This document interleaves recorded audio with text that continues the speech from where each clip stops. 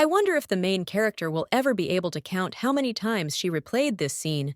A man named Gabriel Fail, Ellen Belkaius, would like to express his sincere gratitude to everyone who came here today and take this opportunity to announce some important news. The gentleman wishes to propose marriage to young Mrs. Hillington.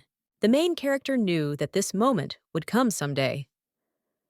As soon as he finished his speech, everyone present instantly turned in her direction. The girl, insensitive as a stone, froze, unable to even breathe. The owner of a bright blush, her charming sister. It is very interesting who among the two has a better chance of getting this offer. The main character decided that she was not going to tolerate this anymore.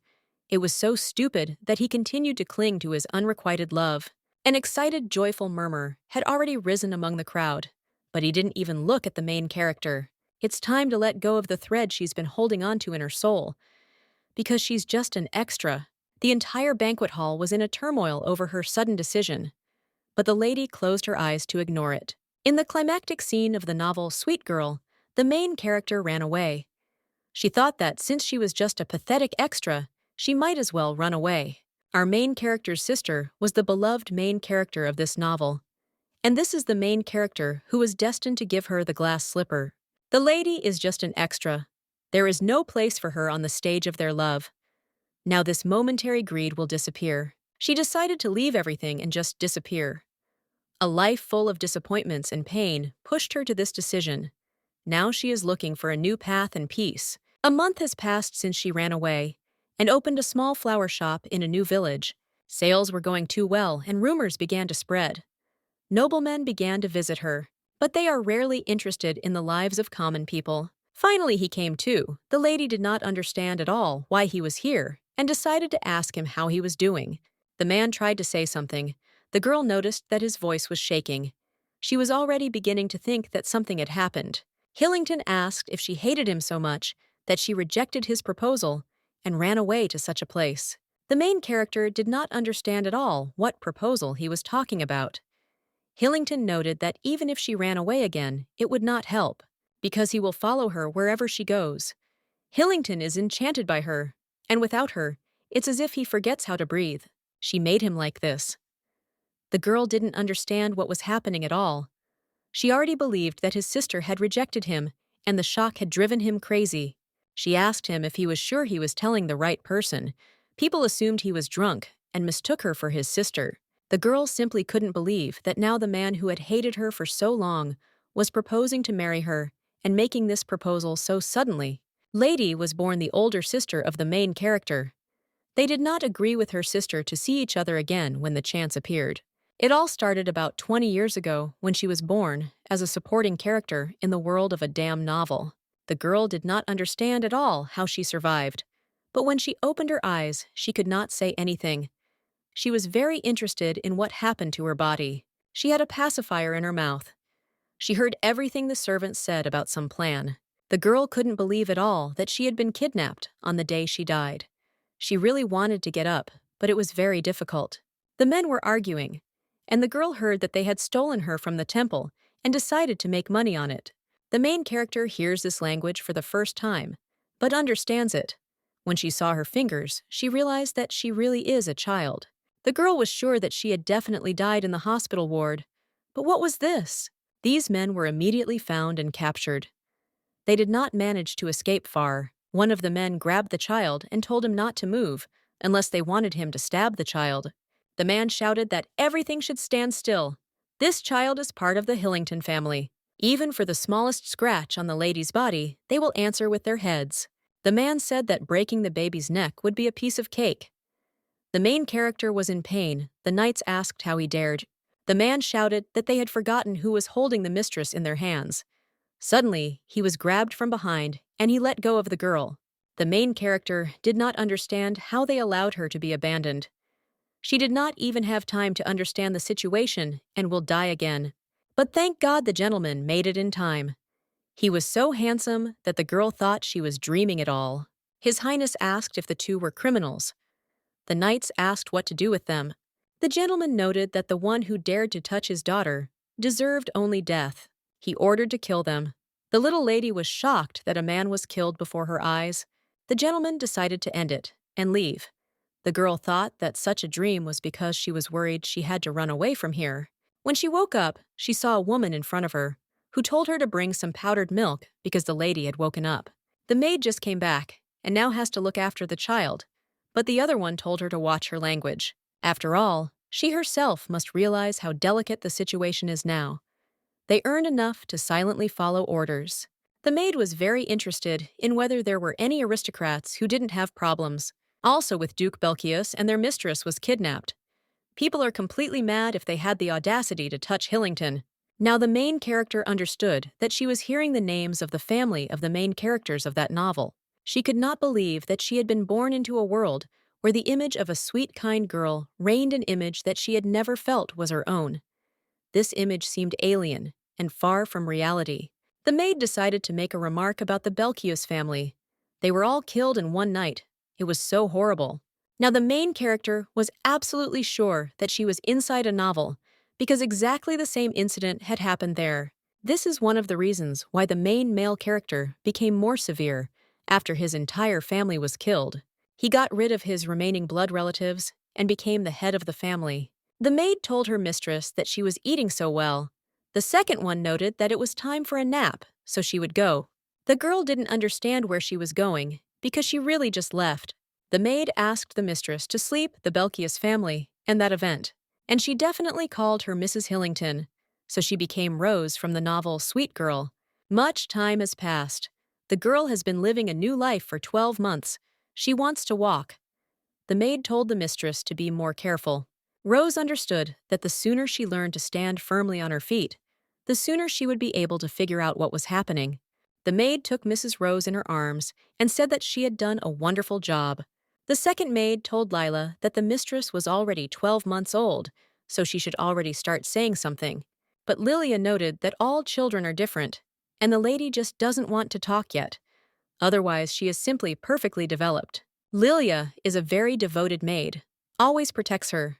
She is very interested in why her hair is this color. After all, Rose definitely had light pink hair, so she figured it would change with age.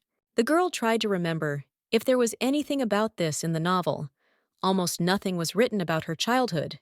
In the novel, only her father's memories. Their relationship was, of course, quite tense. It must have been hard for him. His beloved wife died of postpartum illness. The maid told Lila that the mistress did not like something. It was time for a nap now, so she had to put her to bed. Lilia understood and said that they would study later. The girl did not understand at all why she was forced to walk so much lately. There were only a few hours left until the lady's birthday. The main character thought that she would be able to see her father, but now she wants to sleep. The maid wished sweet dreams to the mistress. When the lady slept, she had some strange feeling. She noticed that there was no one with her, not even Lily. There was always someone sitting with her, so it was completely unclear where everyone was. Today is also her birthday, so it's very strange, very quiet and ominous. The girl didn't know what happened, but it seemed she needed to go. The little girl has already walked so much, but she still hasn't met anyone, and she doesn't understand at all where everyone has disappeared to. Suddenly, she heard a sound, as if someone was fighting. She really wanted to ask Lily what was going on here. The man asked if the situation was hopeless. The doctor said that relieving her suffering would be the best solution. The girl asked if she would die, but the man said he would not let her go. The lady said she was fine and grateful to him. She told Sears that he had to remember that this wasn't about the baby. The lady said that perhaps there would be those who would want to take advantage of their baby's blessing. He had to save her, protect the girl. The maid asked His Excellency to look at his daughter. The little girl was surprised and did not understand what other girl. There was only one child in the Hillington family, and she is very curious about who this person is. And this person is most likely her father. Since it was Rose, the girl didn't understand who she was. The doctor shouted that the lady's breathing was stopping. The gentleman asked to look at her. You asked not to leave her. Elizabeth said her last words apologized. The gentleman cried and begged her not to leave him like that, Sears von Hillington. This is a person who has been blessed in an official ceremony to receive the title Perfect Love. Many thought that I was not at all suitable for such a cold man. After all, he was cruel, not only to others, but to myself far from love. But after meeting Elizabeth, he changed dramatically. Unfortunately, their happiness did not last long. After losing his beloved woman, he cried out loudly, completely forgetting about dignity and composure. The disease took their mistress. Suddenly, Lily noticed the mistress. Everyone was in complete shock when they saw the baby. Lilia ran up to her and grabbed her in her arms. The servants did not understand at all how she was able to cover such a distance. The child couldn't feel it. Their facial expressions looked like someone had just died. The maid did not understand what Lilia was doing. She informed His Excellency that the first mistress had arrived. The maid told His Excellency that she would take care of the lady, but Sears told her to give the girl to him. Sears hugged his precious daughters, having lost the beautiful Duchess Elizabeth in an instant. They could not move away from her bed for a long time, like people who had lost their way. People were talking among themselves. They heard new news that His Majesty might be in sight. They say that the Duke's heir Belchius has gone completely mad. No one believed that Hillington would collapse like that. Their love was so unusual, and everyone was very interested in what caused the death of the Duchess. They say the children were born twins, but no one knows if it's true. A person bound by ties is very blind. I feel very sorry for the children. One of the ladies heard that the Duchess died because of the blessing of her eldest daughter. Everyone was very interested in what happened to the girl after her death. 7 years later, the maid was combing the girl's hair and asked her mistress if she liked it. She asked her to add more ribbons, and she asked if she knew where Lily was now. This maid was now with Mrs. Rose. Today is their 8th birthday with Rose and the anniversary of their mother's death. The maid finished, and the mistress had to hurry. Typically, aristocratic families throw lavish balls to celebrate their children's birthdays. But after the Duchess's death, the Hillingtons stopped going out, which led to rumors of their seclusion. Her maid left her because she had business. That's how it was in the original story. Everything will change at the first ball. The main characters will meet Rose and Gabriel. For now, this is all just the distant future. But for now, she needs to go down. Father noted that they say that Rose has trouble learning etiquette. It seems to be true. But there are so many forks and knives that Rose gets confused. Sears told her not to mess around. The main character noticed that her father was trying to appear strict, but he couldn't help but smile. That's how I work with Rose's charm. Rose's blessing is luxuriantly blooming. Now she knows exactly how it will be. In the end, everyone will love little Rosariel take care of her, because her blessing is very cute and attractive. Unlike her, the main character's name is Hildea. Her father asked her if she liked the food. Sears noted that he had ordered her favorite food to be prepared. This expression on his face, Hildea does not understand at all why he forces himself to talk to her. Hildea said that she liked everything, but she understood that because of her, the atmosphere was spoiling. It would be better if she ate alone. Rosa suggested that Dad stop these conversations. After all, today is her and her sister's holiday. Her father noted with a smile that this was exactly what she had been waiting for. He ordered the gifts to be brought in. Rose quickly began to open her gift. There were many beautiful decorations, 5 in total. Hildea remarked that it suited her very well. Rose told her to open it too and show off her gift. When Hildea opened her gift, she saw shoes boots. She understood that she had to be nice. It looks like sneakers. Her father asked her if she liked it, and maybe she wanted something brighter. But Hildea said everything was fine. She said she really liked them, and they looked comfortable. The gift was really great, and she was very grateful to her father. It made her feel so warm inside. The observer joined the conversation, something like a magical chat. All the rumors immediately jumped up because the news arrived. Everyone was very curious about what was going on. The servant shouted at her to speak quickly, but she couldn't, because she was still writing. The incredible happened. Mrs. Hildy smiled. Her charming smile and embarrassed blush were so sweet that she could now die peacefully. He would capture it on canvas. The maids would have loved to have been there. It meant that all their efforts had been worth it. They didn't sleep for 10 nights in a row and created a miracle. But for the second lady's gift, they tried much harder. That's so much fantasy. His Excellency also decided to do something like this for the first time, so it took a lot of money and magic. Silver hair is beautiful, joined the conversation. How much did Mrs. Hildy like it from 1 to 10? He wants to reserve all the paintings. 10. Exactly 10. There are 10 paintings planned. They will sell them in order of priority. They must keep this a secret. The maid decided that she would buy all 10. But the men did not agree with her because she had decided to enjoy the beauty of the mistress, and that was not possible. She had to give up the pen. His Highness spoke to Gabriel. He said that his time had come to become the sword that would slay all the enemies of the Meal Empire. Only in this way can he prove himself worthy of his family's name. His path and decisions will go down in history, so he must live wisely and correctly. Gabriel was grateful for the honor from His Majesty. You promised to do your best. The emperor was pleased and declared that from now on, he was the only Duke of Belkius in the empire. Now he can go. Gabriel was very happy and bowing. He left the emperor's residence.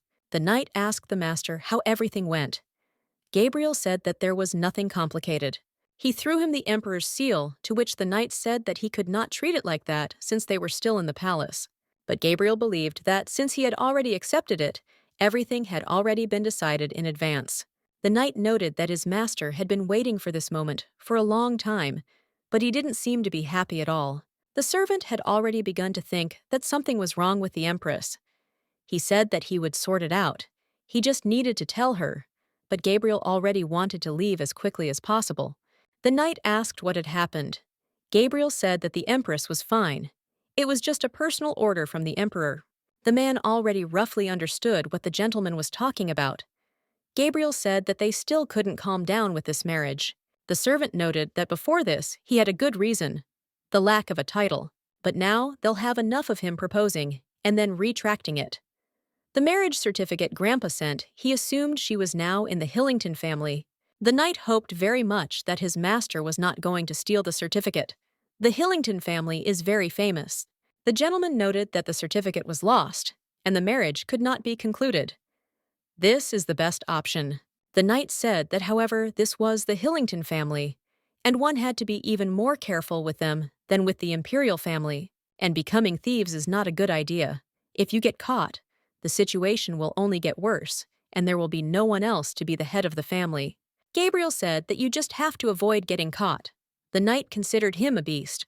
If his master is not careful, it will be a very loud disgrace. Gabriel added that no one but him would have had time to tell him such a thing. The man thought he had a good feeling Gabriel said that. To make sure everything went smoothly, he would go himself. When Hildea woke up, she saw Rose next to her. Lily was against it, but she still came to sleep with her. Such a cutie. Rose was saying something in her sleep, which made Hill laugh. She became very curious about what she was dreaming about, probably something tasty. Hill was very grateful to her little sister, because she was the only one who smiled. Suddenly, the girl heard an unfamiliar voice that spoke of the First Lady. This meant that they were talking about Hill.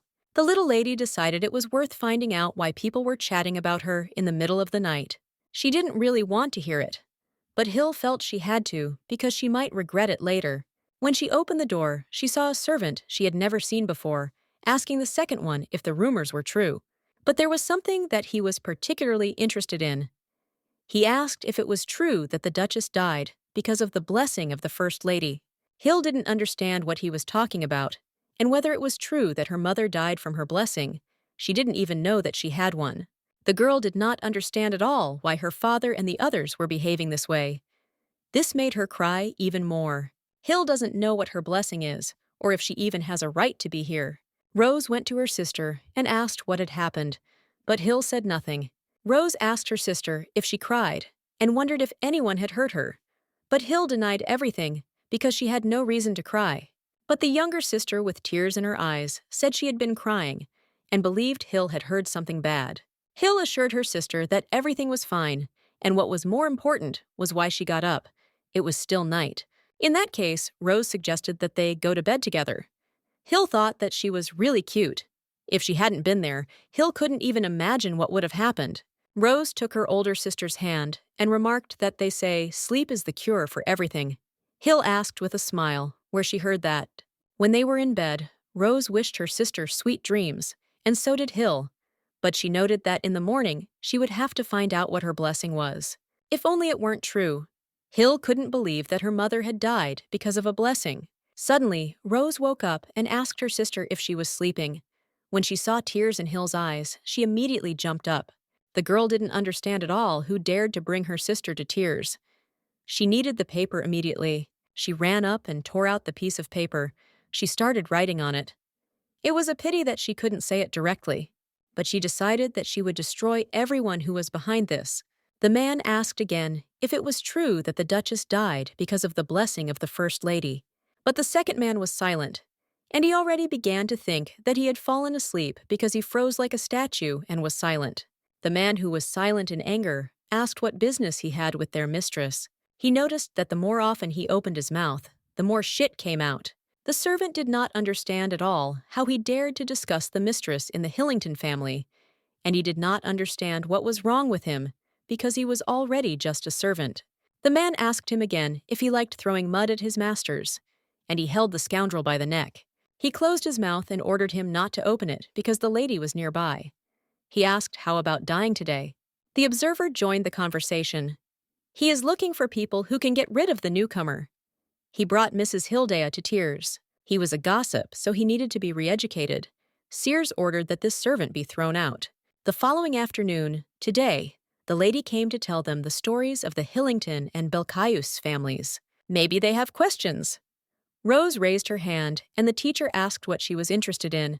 The girl wanted to ask about the marriage proposal. She was wondering what would happen if she and her sister both refused. Hell didn't quite understand what kind of refusal they were talking about. Rose was talking about arranged marriages, and it was unclear to whom. She thought it was all very stupid and boring, just like this stupid etiquette. The teacher said that this was an order from His Majesty. The Emperor Rose should not say such things in front of others, because she might get herself into trouble. Hell never thought such a thought would even cross her mind. The First Lady thought that it was all because of her. Rose is behaving differently than in the original story. In the book, she studied a lot to gain her father's recognition. She also often got sick due to her weak immune system. However, here Rose hates studying. She is in excellent health and eats well. The teacher asked Mrs. Rose what she thought of Mrs. Hildea. The girl said that her sister was very beautiful, perfect, and better than any other aristocrats. Hill was grateful for the compliments. The teacher said that the lady was right, because she was the one who taught Hill. But she suddenly stopped and said that was not what she meant. The teacher meant that she should look at her and learn. Rose didn't think she could do it. After all, they were so different. The teacher didn't quite understand what it was.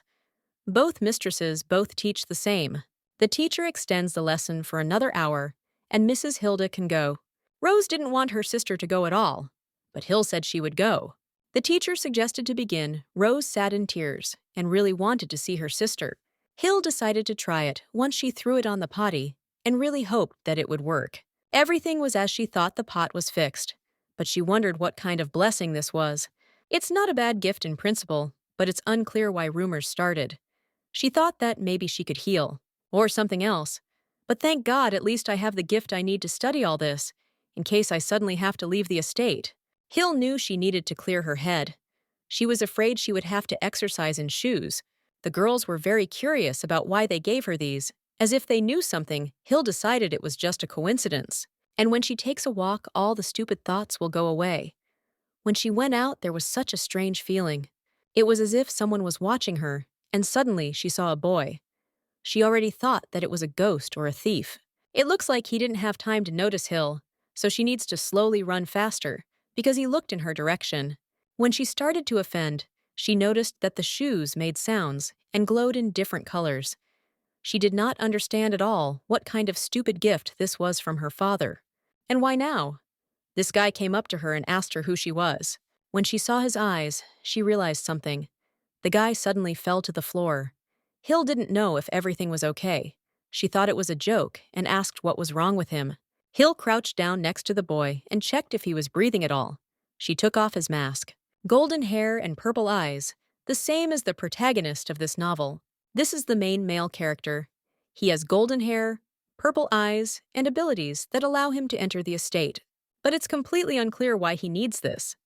According to the original story, he shouldn't have any contact with their family right now. On the contrary, he will have to break off the engagement on the grounds that the Hillingtons have lost the certificate. Hill had a revelation. She couldn't believe that this guy was the one who stole the certificate. Now she understood why he was so confident in filing for annulment. But if he came to steal, then it is unclear why he suddenly fainted. He looked at her and fell. Hill did not know what she did. The girl decided that he needed help. She was only doing it because he was the main character. Hill put him on her shoulder and started to drag him. Father noticed that the problem was Hill's blessing. She had no clear destiny. Sears didn't understand what it meant, or what her gift was. He didn't understand anything at all. Hill was trying very hard, but it was like something was haunting her. This is not a blessing. And the father already thinks that he should protect her even more. She is a very gentle child, so she is especially careful not to hurt herself. But he was still so happy when she smiled while giving gifts. No matter how much I look at it, it looks incredible. My father is very interested in how Rose could come up with such a plan for the shoes. His children are real geniuses. Rose came to him and said that her sister was nowhere to be found, and she wanted to sleep with her. The father thought that she had gone for an evening walk again and called the little girl to him. Sears noted that it would be nice if Hill smiled and laughed as often. Rose asked her father if he was sad. Sears asked her in surprise why she thought so. Rose said that today was the day when her mother left them. Father said that she didn't leave them. She brought the sisters into this world. He misses her, of course. But today is the day his sweet little girls were born. For a father, there is no happier day of the year than this. Rose said that she loved him more than anything in the world, but her father said that she was lying because she loved her sister more than anyone. The father heard a sound. It was Hildia.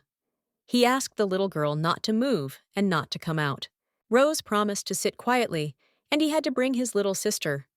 Although he agreed with a smile and ran, Hill was very tired and fell to the floor. He was so heavy, if it hadn't been the main character, she would have thrown him out already. It's good that the original had the dog hole episode, but it's still completely unclear why he fainted. Hill believed he had some hidden illness that was not mentioned in the original. Since he is the main character, he shouldn't die. She hasn't tried to use her gift on people yet. Still, it was better than just waiting. She started trying to heal him. She succeeded. Now she knew that it could be used on people too. She was not happy to see him and never wanted to meet him again. It was hard for her to live without Gabriel. Hill knew you had to get back quickly. Her father ran up to her saying he was worried because he thought something had happened to her. The lady thought he would be angry. The Duke said she had frightened him very much, and it was very good that she was all right. That was all that mattered. Apparently, her father really does care about her more than she thought. That's all that matters to her, too. The next morning, Lily was telling Mrs. Rose and Hill to get up quickly. Hill didn't understand what the rush was about. Rose was asking what was going on, because she wanted to sleep some more. Lily apologized and said that an unexpected guest had arrived, so the entire estate was on its feet. Hill had no idea who had arrived there, because all the servants were running around the estate. It was Gabriel who said that he needed to discuss with them the wedding between members of the Hillington and Belkias families. The girl's father thought it was a bit late, but Gabriel thought it was just the right time. It was simply incredible. The right time is the right time for Belkias alone. Hill noticed that someone, the same guy, tried to steal the certificate yesterday to break off the engagement. And why did he come again? And he looks at Hildea. It's not just a quick glance. Father has refused because he's not happy with it. Without his daughter, these are not things, and he can do it if he wants, or if there is no reason to refuse. Duke Belkias said that he did not want to. He asked if the Duke intended to obey His Majesty's order. His Majesty, the Emperor, trusts the Hillingtons. Sears said that marriage cannot be an order, and it was Belkias who delayed so long. He said that he was worried about the position of the heir, so he was forced to postpone the wedding. The Duke of Hillington said there was no longer any reason to take further action in this direction, as all necessary measures had already been taken, and the situation was under control. Hill cleared her throat and stepped forward, saying that the preparations had taken too long, so they apologized. Her name is Hildea Hillington, and she is with her sister, Rosariel Hillington. These two sisters are inseparable and always support each other in any situation. Now, she was absolutely sure that she hadn't imagined it. He was looking at her all the time. She couldn't believe that he really remembered her. The Duke came up and bowed and said that he was glad to meet Milady. His name was Gabriel Belkias. The gentleman thinks that they heard on the stairs what they were talking about. His position is that since he has two daughters, he leaves the decision to the Duke. Hill did not understand at all how things turned out this way. and the knight would be glad if he gave him a chance to prove himself before he made a decision. As the Duke probably knows, he will soon be going to the battlefield, so he asks him for permission to stay at the estate until he leaves. The Duke asked if he would calmly retreat if his daughters refused. He said that he might not be calm, but he would retreat. Gabriel asked Milady Hilda what she thought about it. The lady didn't think her opinion mattered, even if he didn't remember that she had saved him. She didn't want him to look at her as an enemy. The Duke said that her opinion would of course be taken into account. But Hill didn't agree with that, because it was already decided anyway. He would propose to Rose anyway. He said that the lady's opinion was important to him. Hill asked her sister what she thought of her idea. Rose, surprised by the question, asked what idea she was talking about. The First Lady asked again what she thought about this proposal. Rose now realized that this guy wanted to stay at their house, and he was even planning to get married. And the one he likes will marry him, but they can both refuse. Sounds fun. Rose asked what her sister thought about it. Hill pointed out that if she was okay with it, so was she. Rose approached the Duke, calling him little brother, and saying that he could stay with them until it was time to leave. Hill noted that he was not bad. He did not insist, but rather begged. But it still did not concern her, because Gabriel was marrying Rose anyway. The knight asked the master why he made such a decision. Nothing will touch him. Born of the sword, he grows stronger every day. He gains power simply by living in this world. Gabriel von Belkius was born with a blessing that brought him extraordinary abilities and a destiny full of mystery and adventure. Well, nothing is perfect. The servant told the master not to be sad, because Lucky had gone to a better place. Gabriel asked what it meant to be sad. He couldn't feel it. However, that day, a miracle happened. At the sight of Lady Hillington, his heart was filled with trepidation, as if beautiful flowers of emotion had blossomed inside, coloring his soul with bright colors of feelings. Gabriel asked if he was strange. The knight decided to answer honestly, and said that he was. He changed as if he had been struck by lightning. Gabriel remarked that perhaps their meeting had been a kind of lightning. The knight asked what he was talking about. The Duke said to sign him up for an audience with His Majesty the Emperor. The Emperor understood, but why did he suddenly change his mind? The Duke asked if there really had to be a reason for this. Gabriel is going to do everything as he decided. After that, he decided to go straight to the Hillington estate. The Duke ordered the luggage to be transported there immediately. The knight obeyed him.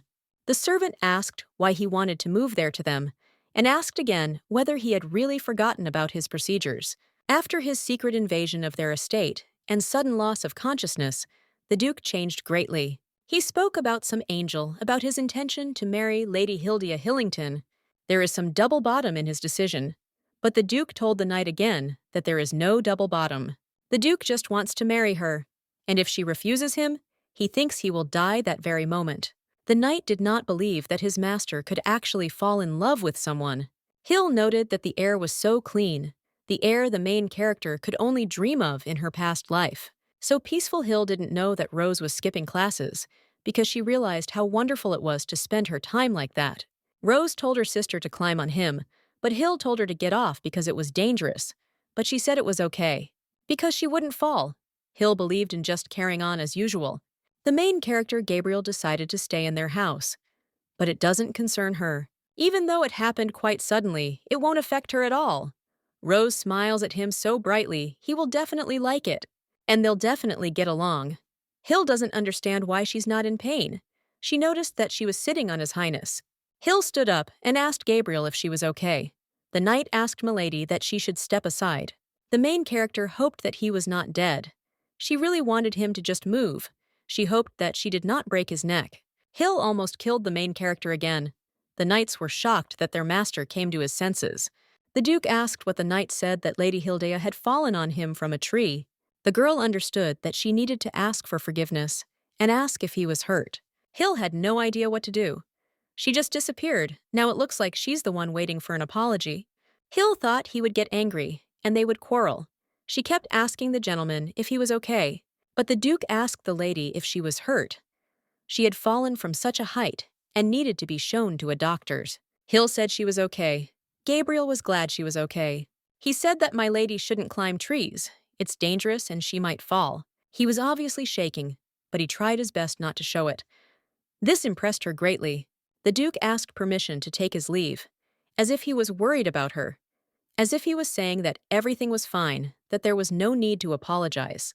The first meeting was terrible, but now for some reason it seems to her that he doesn't hate her. The mistress asked Lily where their guests were staying. The maid thought that she couldn't stand them, but Hill said she didn't think so, because it wasn't that bad. Lilia said the guests were staying in a separate building. This means that they are unlikely to just bump into each other. Lily said that if she wanted to visit them, she could notify Duke Belcius, but Hill just asked. The lady turned to Lila again. She asked if Rose had become more active. She thought it was because of the new guests. The house seemed to be noisier. Lilia said that the lady was always like that, but Hill said she wasn't like that. After Gabriel arrived, things changed in the house, like Rose's actions. Hill seems to be piqued by her curiosity. She has hardly seen her in recent days, and today she apparently went to him too. Hill had hoped that things were already going well for them. There was no major event in the novel that would make them fall in love with each other. Their meeting was a simple coincidence, and only later they learned about the arranged marriage. Their feelings were like an accidental fire. That's how they fell in love with each other. Of course, there were conflicts and other incidents in the novel. The more Hill thinks about it, the more she wants to run away. She noticed that her sister really seemed to like the gentleman, and she added that it would be good if he proposed to her right away. Lilia asked if her mistress really thought so. Hill agreed to this, because her sister Rose openly shows sympathy for him, and the Duke apparently is not indifferent to her either. Hill noted that love at first sight does exist, and perhaps they are seeing its beginning now, but they are both still so young. Hill told Lila that aristocrats marry early. Lilia said that all this seemed very strange to her. The lady behaved as if she had become a completely different person, as if she had been replaced. Everything about her had changed. The maid asked the mistress if she really wouldn't even approach him. Hill asked again. Lilia said that if this continues, the bride will really become Mrs. Rose. She finds it strange that the lady would just miss her chance. Hill asked what she was talking about, because it was even better this way. Duke Belcius was a very eligible bachelor, and she was not at all interested in him. Mrs. Hill was sure that their relationship could not have a future. Lilia talked about the time she fell out of the tree. After all, she knows what happened there. Hill hopes that their evil fate will not come. She decided to end the conversation on this. They went outside. Hill thought about how she had almost killed him. She was absolutely sure that he would not choose her. He's not a fool or a pervert. It's so funny, Hill doesn't understand at all how she can even want this in the engagement. For this, Hill was scolded by her father. He told Hildia that she should not climb trees because she could get badly hurt today. Hill understood. The Duke hoped she wouldn't do this alone again. Hill told her father she understood. At the end, he said something strange. The museum was so scary when he scolded her in such a calm voice. Suddenly, the lady noticed that the Duke and her sister were sitting there. They were actually together. They're a great couple, no matter how you look at it. Gabriel will be back safely in a few years. She'll be a little lonely, because she's jealous like a person whose sister is taken away. But honestly, she's not 8 years old, so she's like a child. But Hill decided that enough was enough, because she didn't want to get in the way of these two.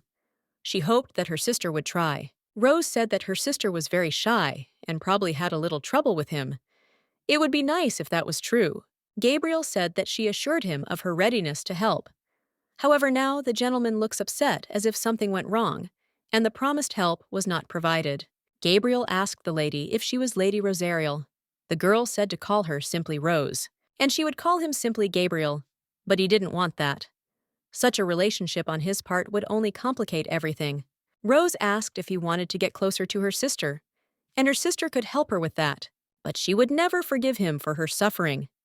The Duke asked when he had made Hilda suffer. Rose screamed that he kept following her, even after she said she didn't like it. That's suffering. The Duke asked if Hilda had told her sister that she hated him. Rose laughed and said that it really wasn't like that, because she never talked about him at all. She just killed him with those words. He was very upset that she didn't even have any interest. Rose didn't understand why at all, but her sister was constantly avoiding this topic, and if he continued to impose himself, then His Majesty the Emperor would come and spank him on the ass. And the Duke must give her sister time to get used to it and have the right to choose. The Duke noticed that she spoke differently, and earlier, She had promised to help him. Rose simply pretended that this had not happened, and she noted that if his sister didn't want to communicate with him, she wouldn't help him. Gabriel felt like he had chosen the wrong person. Rose decided to ask Gabriel why he liked her, and how much she believed that it was stronger than the stars in the sky. The Duke tried to say something, but Rose said that if he said it was only because of her beauty, she would pinch his mouth with a clothespin. Gabriel felt something a while ago. In the word from time to time, she glances in their direction. The Duke is a little worried about how he looks in their eyes, how they will judge him. Gabriel said that he likes her so much that his heart is torn out of his chest. Rose said he wasn't sure of his feelings. Gabriel, a complete fool, doesn't know what he wants. He's tossing and turning, not understanding what his heart really wants. Rose asked him, how about the fact that when they don't see each other, his mind is only on her? The Duke agreed with this and said that when he sees her, he becomes happier. And when he does not see her, her image does not leave his head, and he never even thought about marrying Rose. The girl noticed that he spoke in such a way that it even spoiled his mood. Rose added that she wasn't going to marry him either, and asked what else. He just needs to say it to Hildia's face. Time stops the moment Gabriel sees her. It was a little sad to think of such things. He felt as if Hildia hated him. Rose noticed that he spoke so maturely, not at all for his age.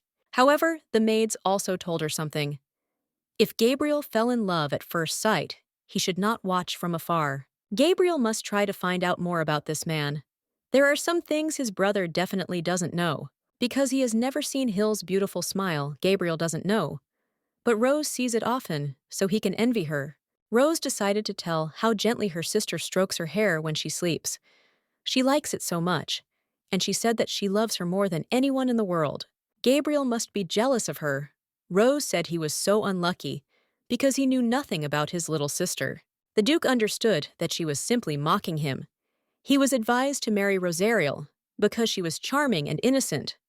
But this was sheer nonsense. Gabriel approached Rose and asked her decisively what her sister loved since they had met so that she could tell him about it. Rose was shocked that he didn't even know the rules of life. After all, if he wants to get something, he has to try. And so he behaves very impudently. The lady asked who was desperate here. If he wanted information about someone he liked, he should ask someone who knew. And once again, she noted that Brother Gabriel knew nothing at all about his sister. After these words, the Duke decided to ask what she needed. Rose said that it was great, and added that her sister loves flowers and vases. She has about 10 pots of flowers in her room. She grows them. Rose loves shiny jewelry and strives to have as many of them as possible. She loves when everything sparkles and shimmers, adding sparkle to her image. The Duke said he wasn't particularly interested in the latter. She draws well, and she has many portraits of her sister. There's even one where she's smiling. The Duke said he remembered the glittering jewelry. Hill couldn't believe that she could meet the Duke in such a huge house. The lady asked him how he was enjoying his stay at their estate. Gabriel reported that everything was wonderful thanks to her and he added that she could just call him Gabriel. That's it. Hill didn't want to see him as her sister's future husband at all. Hill said that if he had nothing more to say, she would go. If he was looking for her sister, she was probably in the garden.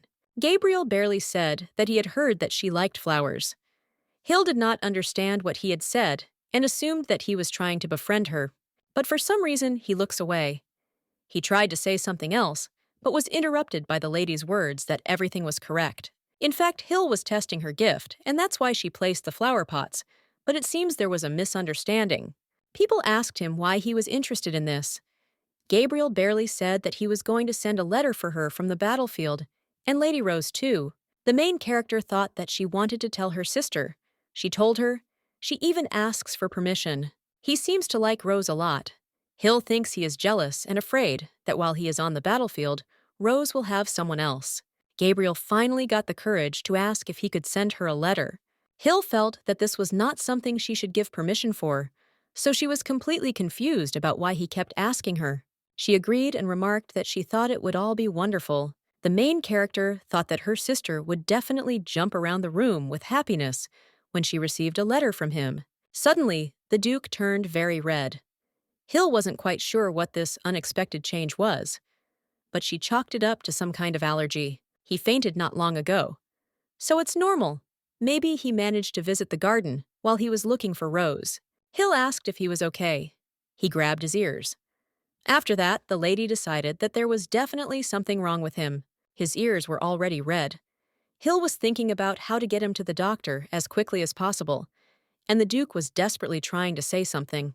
But suddenly, Hildea wondered if there were any plants in the garden that people could be allergic to.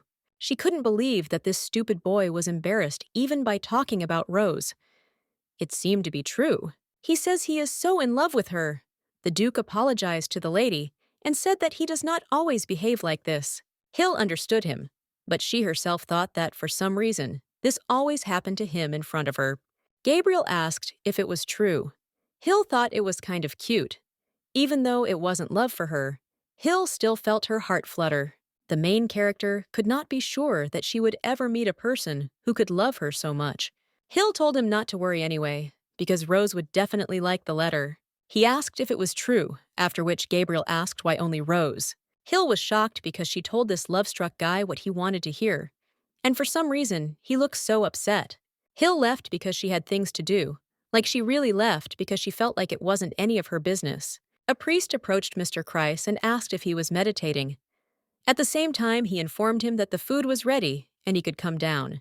The gentleman remarked that time flies so quickly when you are lost in your thoughts. He apologized to the priest Hamel. The priest was shocked by him. Why was he only 12 years old and already so righteous? The one who loves God the most, the vicar of God's blessing, the man who gives the gift and blessing, the high priest of Christ. He is a very respected man. The priest added that people from the palace visited him a few days ago, and he was interested in how it all went.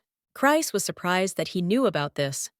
After all, he thought that only a narrow circle of people knew about it.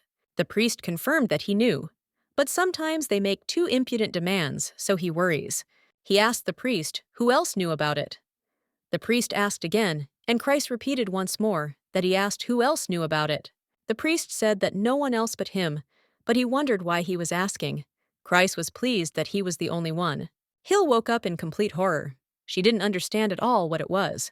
It seemed like she had a very bad dream. Told the lady she needed to get ready to go. Now Hill knew it was a bloody boat ride today. Rose invited her sister to go boating and asked if it would be good if the three of them went together. Rose, Gabriel, and her.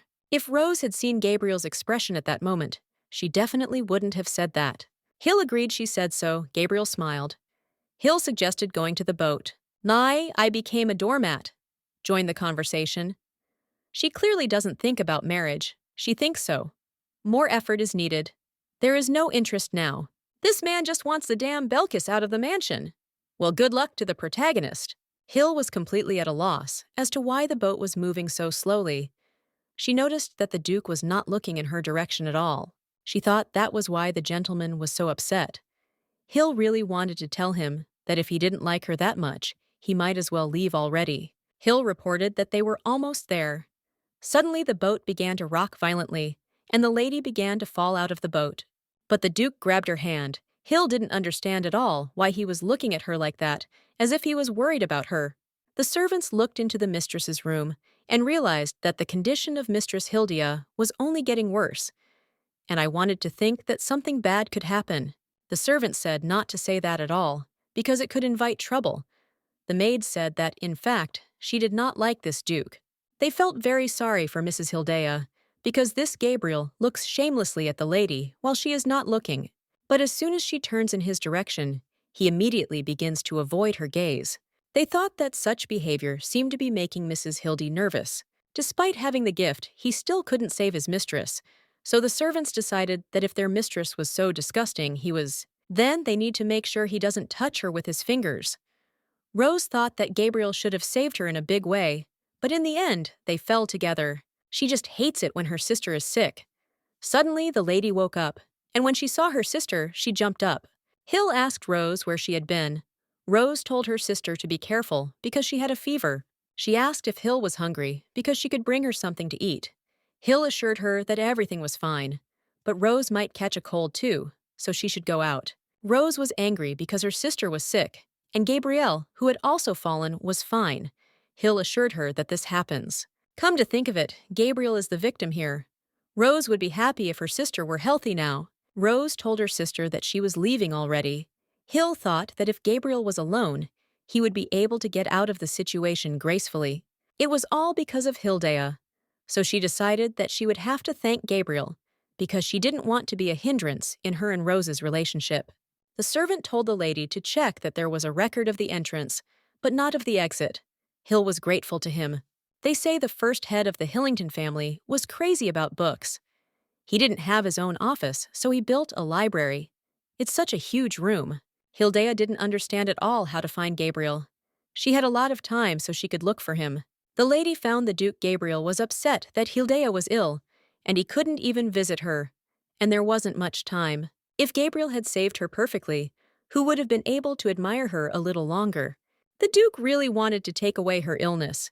He sighed and Hildea came up behind him, asking if something hurt. Gabriel was shocked when he saw her. Hill confessed that she wanted to tell him something.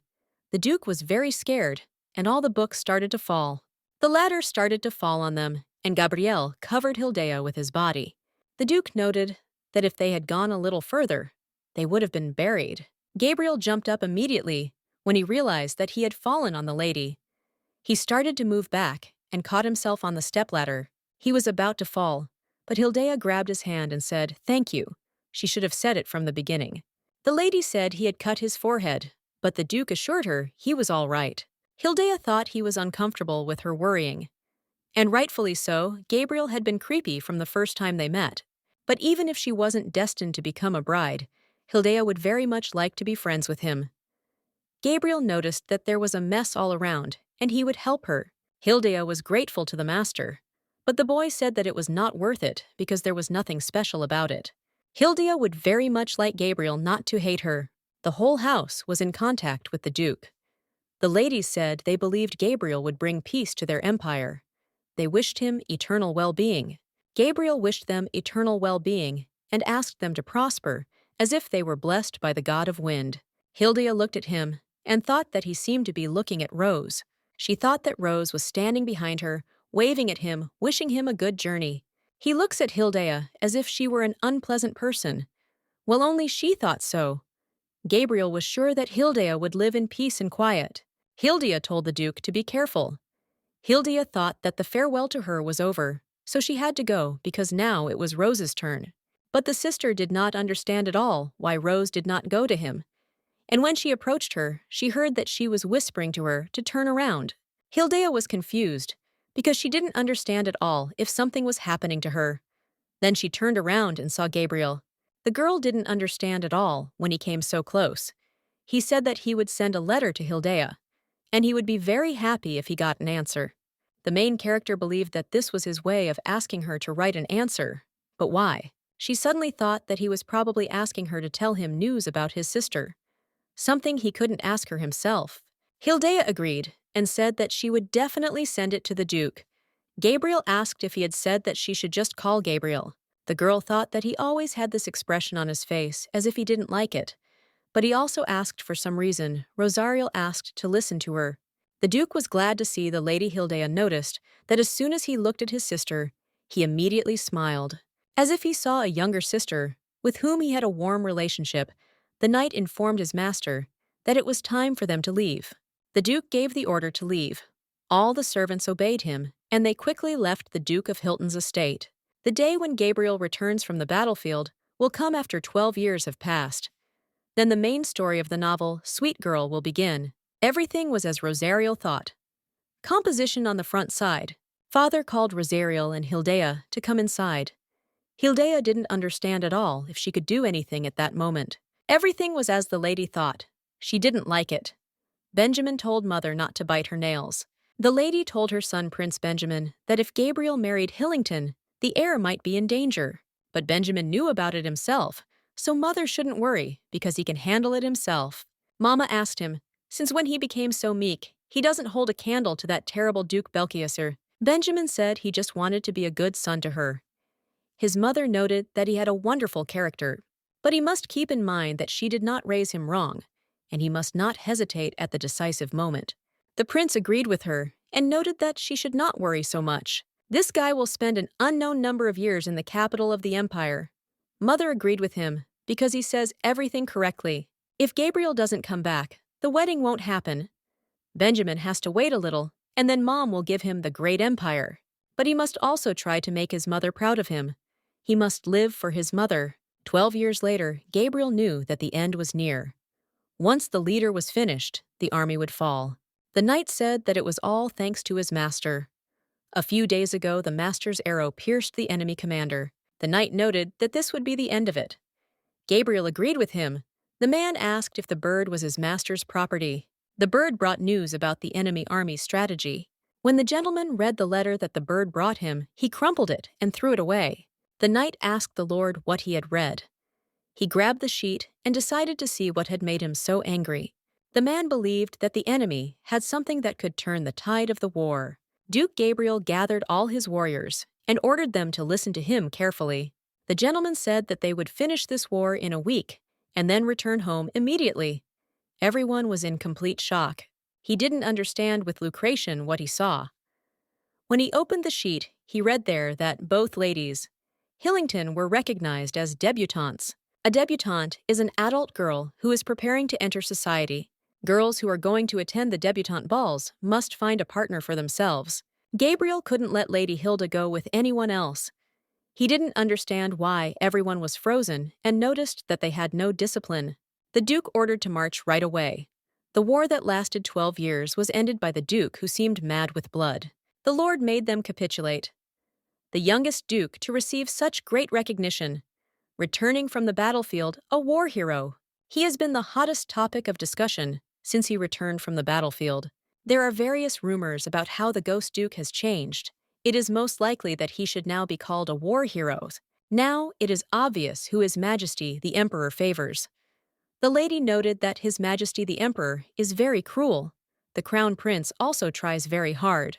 He openly dismissed him at the Council of Ministers. If only that. Once Duke Belchius arrives in the capital, a huge ball will be held in his honor. In such a situation, the Duke's arrival will only worsen the atmosphere. The lady decided to inquire about the Hillingtons. Everyone was very interested in whether one of these ladies would come to the ball with the Duke. The Hillingtons have changed too, because many years have passed, so Duke Belchius may change his mind. If the wedding suddenly falls through, there will be chaos on the bride market, because two enviable competitors will appear. The lady asked if everything is heading in that direction. Everyone was very worried about who would become the wife of Duke Belchius, one of the Hillington ladies, or a mysterious lady who will steal the heart of a war hero. Whoever it is, it will be interesting. The servant asked Lady Hilda if she liked the dress. The lady remarked that it was wonderful, but she would like to change the lace to something more voluminous. Natalia's belt looks too simple. The ribbon also does not match the color of the dress. Hildea asked Lady Rumier if she thought the same madame agreed with her mistress's words, and she noticed that Hildea was doing just fine without her. Hildea was embarrassed and said that this was absolutely not true. She didn't seem to believe her roomie had never told anyone this before, and she noted that she would never say anything like that to Lady Rosariel. And at the same time, she decided to inquire when she would be able to see Mrs. Rose, for example. But Hildea doesn't know that either, because her sister tells Hildea to choose for her. Hildea tries to stop her, but she says it's okay. Rumier hoped that the lady would bring her sister with her next time Hildea agreed to this. Suddenly, the lady remembered that Rosariel had told her that she wanted that dress. Madame agreed to everything. Hildea was very tired because there was so much to prepare for her debut, not only for herself, but also for her sisters. The servants entered the room and immediately apologized.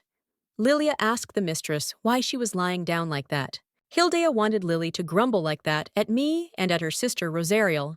Lilia noticed that she was grumbling at anyone who would listen to her. Hildea was shocked that she had completely given up on Rosariel. The maid said that only she, Mrs. Hildea, listened to her grumbling. And yet Hildea still finds her sister charming. At one point, she took up a sword instead of a pen. And even though she's been clenching her fists more often lately than holding a sword, she's still just as charming to Hildea. If Hill understood this, then perhaps Gabriel could too. She hoped that everything would be all right. Lily added that she had received another letter. Hildea didn't even want to look, because she thought it was even better this way. Lena asked if she didn't like the gentleman that much. Hildea asked again. The maid said that every time she sees a letter, she begins to frown. Everyone sees it.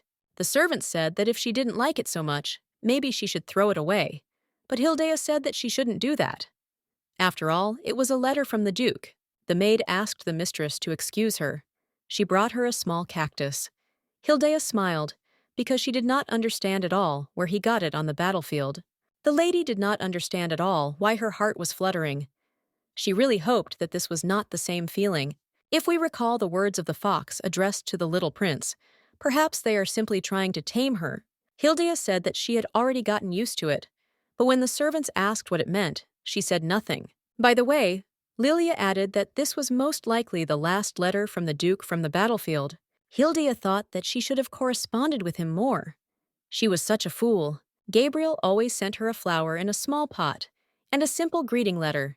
She always looked forward to these letters, no matter how insignificant they seemed. While there wasn't anything special about them, it was probably all a matter of timing. She grew up without a mother, so no one understands how she can have good manners. The lady heard that the second one is completely ignorant. When Hilda was feeling lonely and difficult, the Duke told her that gossips were just cowards. There were no such feelings in his words, but strangely enough, they comforted Hildea. This Gabriel, straightforward but kind, is just her imagination.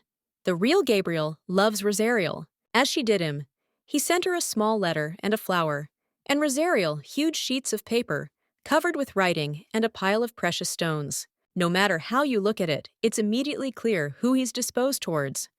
Therefore, if this feeling gets out of control, Hildea will have to disappear. The emperor said he didn't like it. Her relationship with Gabriel can hardly be called warm since childhood. And he also has a fiancé. The emperor said that it is not official yet. The princess noted that the proposal had already been made. It also contained a promise from His Majesty the Emperor. The emperor understood that things were getting complicated. The empress and the crown prince were monitoring the situation. It is best to team up with Gabriel, who has gained a lot of influence. The Hillington sisters will be present at the congratulatory ball as debutantes. Everyone will look only at them. Perhaps not even at the imperial family, but at them. The princess noted that this was not very good. As a father, the emperor thinks the same Gabriel is very kind to these sisters. Raphia should follow their example if she wants to win his attention. If she can ward off Gabriel's displeasure, that will be enough. Rosariel came to her sister and said that Lilia told her that another murder had been committed yesterday. Hildea didn't understand why her sister was interested in such things at all. There are a lot of crazy people in the world, so stop thinking about it. The most important thing now is to make a debut soon. But Rosariel thought it was too boring, and the murder would shock her very much. She considered the capital of the empire a safe place. Hilda still agreed with him. This incident did not fit the world of a light novel at all. Although the sweet girl that the main character was reading simply couldn't have reflected everything, there could have been something that the readers weren't shown.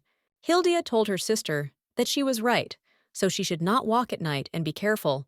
Rosariel understood everything, so Hill was glad that she answered her. But she was very curious about why her sister grew up so free. Knowing Rosariel, she might rip her dress at the ball just because she felt uncomfortable in it. Hilda was sure that wouldn't happen. Someone called Mrs. Rosariel, and she told her sister that it was time for her to go, because she had to go to trainings. By the way, the sister asked Hildea if she had heard that Gabriel was coming back, and she noted that they hadn't seen him for a long time. Hildea didn't understand at all why her heart sank when her sister said the name so calmly. In all the letters he sent her over the course of 12 years, there was not a word about the hardships of war. They were as if written by a man who was on a journey. Hilda feels so awkward and clumsy. Sometimes she feels like his letters are addressed to his first love, whose feelings he doesn't know what to do with. But she's probably wrong. But she doesn't understand at all why his words about returning are addressed to her. The man noticed that an important guest had arrived. He greeted her, Mrs. Hill. He asked how many she had prepared today. 3 was enough, the man confirmed, and added that if she had prepared even 1, that would have already made a noise. This time the black market will definitely be shaken. Next time we should count on the same amount. Hildea noted that such a sharp increase could raise questions, so no. The gentleman himself agreed with this. The more he looks, the more surprised he is. Hildea asked if he was talking about what she had brought. That was exactly it, because it was so expensive. 2 years ago, Hildea came to Joseph from the Shadow Auction Guild. He asked how she knew him. The lady remarked that she had her own sources. Joseph asked who she was. Hildea needed him. The man had no idea what she wanted from him. Hill noted that, to be more precise, she needed a favor. Hildea said it was hard to believe, but if he could sell some of the things she brought, he would also make a lot of money. Joseph did not understand at all why an aristocrat needed help from such a humble man as he. After all, she could have turned to anyone. But she said that it is not so because she wants a shadow auction house, and she wants it to become her representative. Hildea's product is literally a cure-all. Some aristocrats noted that their skin became radiant and rejuvenated. There were also rumors that some aristocrat had a certain illness that was not usually discussed in society. Hildea told him to try this time too. He was always ready to serve her. Today, she was able to leave without incident, too. Hildea is always so nervous when she goes there, but she pretends that everything is fine. With the money that she managed to earn in 2 years with the help of Joseph, the main character can go anywhere. It's not a problem at all. Now she doesn't have a desire to leave. But no one knows what will happen tomorrow. Besides, it was as if she didn't exist in the first place. Hildea looked away and didn't notice how they started shouting at her to get out of the way. The knight said that his master had truly gone mad because he had seriously decided to end the war quickly just because of the girl's debut. The duke said that he was the one who told him to have feelings, and now he was brazenly discussing his decision. But the knight didn't want things to turn out this way. Now Gabriel can return. He really wants to see Hildea. He decided that when he sees her, he will personally tell her that he has returned. The duke said he couldn't go any further and would go first. They would follow when they were done. The knight was in complete shock. Gabriel asked if he had figured out what he had asked him about. The knight said that if he was talking about that mansion, he had sent a man there. He decided everything but the knights are very interested in why he is asking about this now. Gabriel ordered them to gather there as soon as they arrived, because he would not be returning to the estate.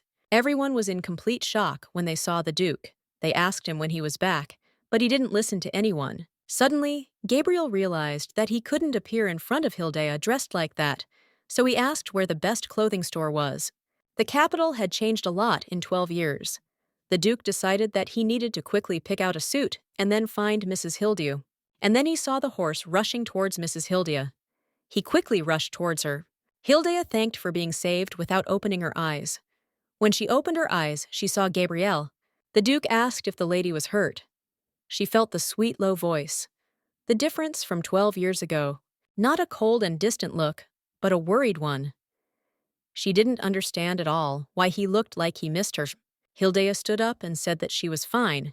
Gabriel also stood up and pointed out that it was not right to stand up so suddenly because it could be dangerous. The duke blushed and remarked that they had not seen the lady for a long time. Hildea herself agreed with this. The girl bowed to him and was grateful for saving her. She was glad that her sister's fiancé had returned. Hildea said that she didn't think they were supposed to meet like this. She was very grateful to him for his help, but now was not the time they could formally greet each other at the estate. Hildea quickly ran away and did not understand at all how they could meet like this. The capital is so big, and it was he who saved her. Plus, as expected from the main character, he is incredibly handsome. Even in the novel, Gabriel was praised for several pages. So it's not surprising, but Hildea's heart is beating very hard. A war hero who returned after victory only because of it, and almost got run over by a horse. If he died, it would be a tragedy that could not even be laughed at. Hildea noticed that, as expected, there was a fatal connection between them. But still now, she ran away without deciding anything. When they meet, she should at least thank him properly. When she arrived at the estate, she saw Duke Belcius there. She didn't understand at all why he was there. Gabriel's shirt accidentally came undone. Hildea was very embarrassed because she didn't understand at all why he was undressing. Gabriel came closer and noticed that he wanted to tell her something in one direction and offered to go together, but she had already disappeared. Hildea didn't quite understand why it was one way. After all, she thought that the Empire's army had already returned, because the commander couldn't return alone. The Duke remarked that she had made up her mind too quickly by calling her Hill. She was very surprised by this, because he only addressed her that way in letters. But telling him now not to call her that would be strange. Hildea decided to point out that she hadn't heard that the Imperial Army had returned, so she doesn't understand at all why he's here, and in front of their house too. Hildea couldn't believe that he could go back alone, to which Gabriel asked why he couldn't do that. The lady was shocked that he was even asking. She didn't believe it at all that he ran away here, breaking the rules and regulations. She wouldn't want Rosariel to be involved in such a scandal. Hildea asked when he had arrived. Gabriel almost said about an hour ago, but he stopped and noted that it was only recently, and he added that he hadn't rushed here like a madman. Hill wasn't quite sure what he was talking about. After all, he'd just said he'd just gotten back. Or maybe she'd heard him wrong.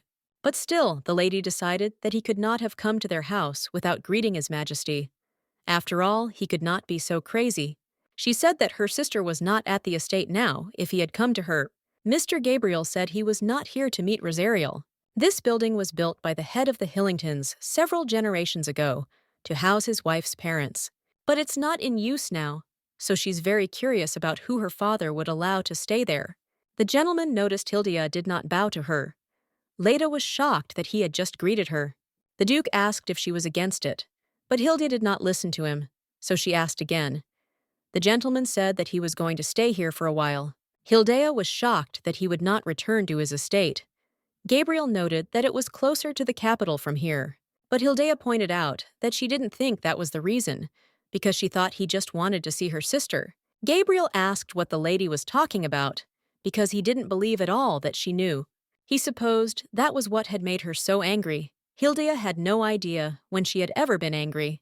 Hildea denied everything, because it was none of her business. Gabriel asked again, and she confirmed it. Now she understood that he liked her sister so much that he even ignored the audience with the emperor and the victory celebration ceremony. With every action, he seems to show how he doesn't care about other people's reactions. Hildea already knows all this, but today her chest hurts especially. Hildea believed that this was indeed true, because whoever stayed at the estate would have nothing to do with her. Gabriel does this only for his beloved Rosariel, but in this case, she does not understand at all why he has such a face. The teacher told the lady that she was as beautiful as ever, so much so that she had nothing more to teach her. Hildea was grateful. The teacher remarked that her father must be very proud of her. There's just a mess in Hilda's head. The girl was just trying to do her best in different areas. Besides, tomorrow, she will hear her blessing. When aristocrats have a child, they understand the essence of the blessing in general terms. But the exact content can only be learned at the debut of the aristocrats, or like Gabriel, at the official receipt of the title. She again remembered the servant's words later that the Duchess died, because of the blessing of the First Lady. Rosariel came to her and asked if she was asleep. After that, she asked if she could come in. Hildea allowed it. Then, her little sister jumped on her bed. Hill told her to lie down normally. She was very happy, which made Hill smile. If she does have to leave in the future, her little sister will probably be very sad. Rosariel noted that they would soon hear their blessings. She was very afraid because there might be something scary there. That's why she can't sleep because of it. Hill didn't think that the ever-cheerful Rosariel could be worried about something like that. Hildea lay down next to her and said that this could not be because her sister's blessing would be the most beautiful in the world. So Rosariel needn't worry. Rose couldn't understand how that was even possible. Hildea said that this was possible because she was so charming and beautiful that she would definitely have a wonderful blessings. Everyone loves her. After all, Rose said that. In that case, you will definitely be a wonderful blessing for her little sister too. After all, they were twins. Hildea hoped for that too. By the way, Rosariel decided to ask if she had seen Gabriel Hill, did not understand at all why she was talking about him now. She noted that she had heard that her sister had met him, and she noted that they hadn't seen each other for so long, so she was curious about how it felt. Hill had no idea what she was talking about. Rosariel sighed and said she was talking about feelings. After all, they had only communicated by letters before. For 12 years, Hill didn't understand why her fiancé was asking her about her feelings and what kind of answer she wanted. Hildea said that she met him, but it was a chance meeting, and he was just a person for whom she could not have any such feelings. That way, there would be no misunderstanding between them. Rosariel said that was not what she meant. She was just wondering if Gabriel had changed. and the sister wondered if her first impression of him had changed. Rose noticed that he had such a fire in his eyes. Hill had no idea what was wrong with her. Although if you think about it, there were some changes. Gabriel had grown so handsome, but in reality, he hadn't changed at all. He had only become stronger. Hill didn't understand at all why she remembered Gabriel so clearly. Rosario remarked that he was so handsome and wondered if Hill's heart beat faster when she saw him. Her sister denied it. She said that Gabriel had done so much to come here, and Hildea was not impressed at all. Hildea was shocked that the commander could allow himself to return like this. It was simply unbelievable. Rose asked again if it was true. Hill thought that might have been too rude of her, but she didn't seem to be in a bad mood. Rosario thought for a moment and said that she thought the Hillington and Belkias families were quite close now. Enough so that they could let him stay at their estate in the Capitol Hill. Was shocked that her father thought so too. But she still doesn't understand. It seems like he wants to be as close as possible and not let go. But there hasn't even been a normal proposal yet. Because of all this, contrary to rumors, other aristocrats may think that they have a good relationship. Hildea believed that this would be both a support and a poison for her. She was very interested in whether the feisty Rosario would be able to withstand the aristocrats in intrigue. But only with words, because you can't swing your fists. Hill suggested that Rose study even harder from now on. Rose wasn't quite sure why her sister was bringing it up. Hill told her sister to stop making excuses for not going to class and to disappear. Hildea asked if she was sure she would dance well at the ball. Rose said that she simply would not dance, and that was it. The girl was asking seriously, or she was saying this Hill was thinking that she could push him suddenly during the dance and he would fall, or Rose would stand on his foot. It was impossible to allow Rose to be judged or worse because of this. The original story had episodes where she was kidnapped, and there were every attempt to break off the engagement. Hildea said she couldn't let that happen, but her sister didn't quite understand what she was talking about. Warm as the sun rose. If it weren't for her, Hildea would hardly be able to live so happily here. She probably wouldn't even be able to see her father. They don't have the best relationship now, but still. Hildea told Rose that she would help her, so her sister had nothing to worry about. Hill loved her more than anyone in the world. Rose said with a smile that she loved her too, and hoped that she too would not worry about anything. Because everyone loves her, Hildea was very grateful Rose always lies to her, because she is afraid that she is worried about her bad relationships with people. Hill didn't care anymore, and everything was getting better. She told her sister that she was so kind. Rose told her sister that it was indeed true, and there was nothing to worry about. The Meal Empire benefited greatly from the blessings of the talents they bestowed upon it. Therefore, it was a monotheistic faith in which everyone worshipped only God who gave blessings and powers. Also, since the exact origin of the gods, the language of the gods again was not known to the general public. Long ago, it was predetermined who would understand, interpret, and pronounce the blessing. The high priest and the other priests called the one god Tak, Yon, Nim. The girl asked why exactly this word, and where this word came from, and what it means. It is very difficult to pronounce. The high priest did not know this. The children were shocked that there is something that the high priest does not know. The man said that it was because the language of the gods was very difficult for them to understand. They could only guess, but they could not confirm it or say anything for sure. They all need to remember something. They all love their god. It's not good if they can't even pronounce his name. The priest asked if it was too difficult for them, and the girls still liked them. It was fun because not everyone could listen to the high priest. The man noted that this was a good answer. The boy asked Mr. Chris to listen to him. The boy wondered if he had ever been afraid to utter a blessing, because he is very scared. The girls are scared too. It is quite scary for everyone. Chris didn't understand why he thought it was because it felt like a person's destiny was determined by their blessing. They simply convey the blessing of God. It has never happened that they came up with the blessing themselves. If not, then Chris has absolutely no idea what to be afraid of. The boy became even more afraid. He said he heard people talking about it outside, and he was shaking very much with fear. Chris said that it was not the wrong thing to say. Not everyone had unconditional faith in the priest from the start. They are the same people, and almost no one believed that they could not deceive and distort God's blessing. Besides, not everyone received it, And even if it did, no one could say for sure that the blessing would not turn into some kind of curse. But if you hide something like that, mistrust has taken deep roots. But the priests have been proving their innocence for years. As a reward for this, faith people gradually recognized that priests are unusual people, and the bushes speak only the truth. The blessings that they say are always true. But still, there were those who raised doubts. Therefore, they must always be careful, especially after one of them replaces him and becomes the high priest. The girl said that she also wants to become like Mr. Chris. After all, he has been in this position for 20 years. The boy also agreed, but they were still little priests. Chris pointed out that he shouldn't say that, but he really is that cool. At 4, he brilliantly recited his blessing. And a few years later, by general consent, he became the youngest high priest in the world. Chris said that something might happen to them too. Therefore, the young priest should not make such a face. Because their fears are correct, it really happened, the boy asked again. In the year he became high priest, his predecessor was still in office. One child was born, who at first glance had an ominous blessing.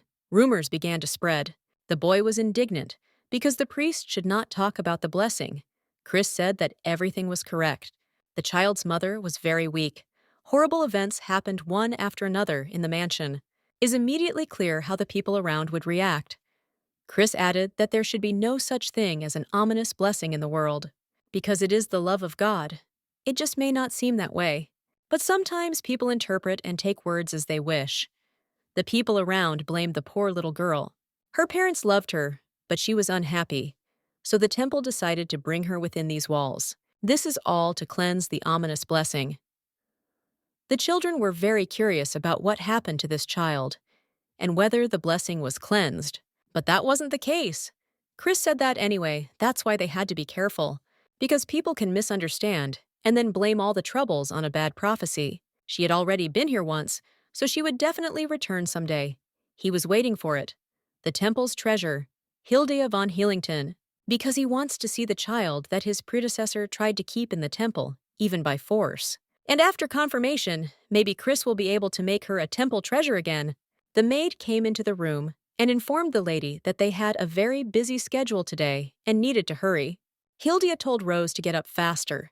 The sister was shocked that it was already morning. Hilda was very glad that today had finally arrived, the day when the high priest would visit them. Everyone gathered. The maid informed the lady that the high priest was waiting for them in the living room. They should go to him one by one. The girls noticed that their father seemed to be worried too. Maybe he would say something. But when he turned away, Hilda realized that he would not say anything. She did not quite understand why she felt a little upset. Rose said she would go first, luxuriantly blooming. When Rose hears her blessing, her cheeks will definitely turn pink with this joy. Hilda wants to congratulate her well, if those rumors turn out to be true. The maids approached the mistress and told her to breathe more calmly. Hilda immediately apologized when she understood everything. She is the eldest, but she acts like a coward. She thought that everyone would think that she was showing her shameful side now. The maid said that Mrs. Rosariel would be leaving soon. Of course, all this was very exciting but not painful. Therefore, Hilda should not worry. But the lady herself believed that it could be painful. Very painful. Sias von Heilington had a bad relationship with the former high priest. Chris is not interested in the incident involving the temple and the Hillington family. Rosariel entered the room and greeted the high priest. Today, he has another even more important goal. The man said that she could call him Chris. The girl was shocked that he knew her name. He knew that this was the second daughter, Rosariel von Hillington. Unlike the eldest, she had a very bright light character, but it cannot be said that she is overly lively and capricious. This means that the rumors were only partially true. Rosariel wanted to quickly find out what kind of blessing she had. No one had ever shown such an attitude towards this process, Chris suggested watching. When they took each other's hands, he felt something strange. He immediately reported that her blessing was a luxurious blooming. Rosariel was very grateful and asked if she could go. There are 2 types of reactions to a blessing: joy, as if the whole world had fallen at the feet of a man, or despair, as if everything had collapsed. Strangely, it was as if she had heard something obvious. Rose had asked him to take care of her sister's blessing. Chris added that he always does his best to convey the blessing correctly, so she doesn't have to worry. Rose said she would call her sister. Finally, the one the former high priest was aiming for the treasures of the temple. When Chris saw her, he was shocked and didn't understand what it was. At that time, her father asked Lily what she thought about it. He had no idea what would happen if Hill got upset. He didn't know what he was supposed to say. He thought he was such a coward. Lilia said that the high priest said that there are no evil blessings. But even if that is so, the previous high priest did kidnap the lady.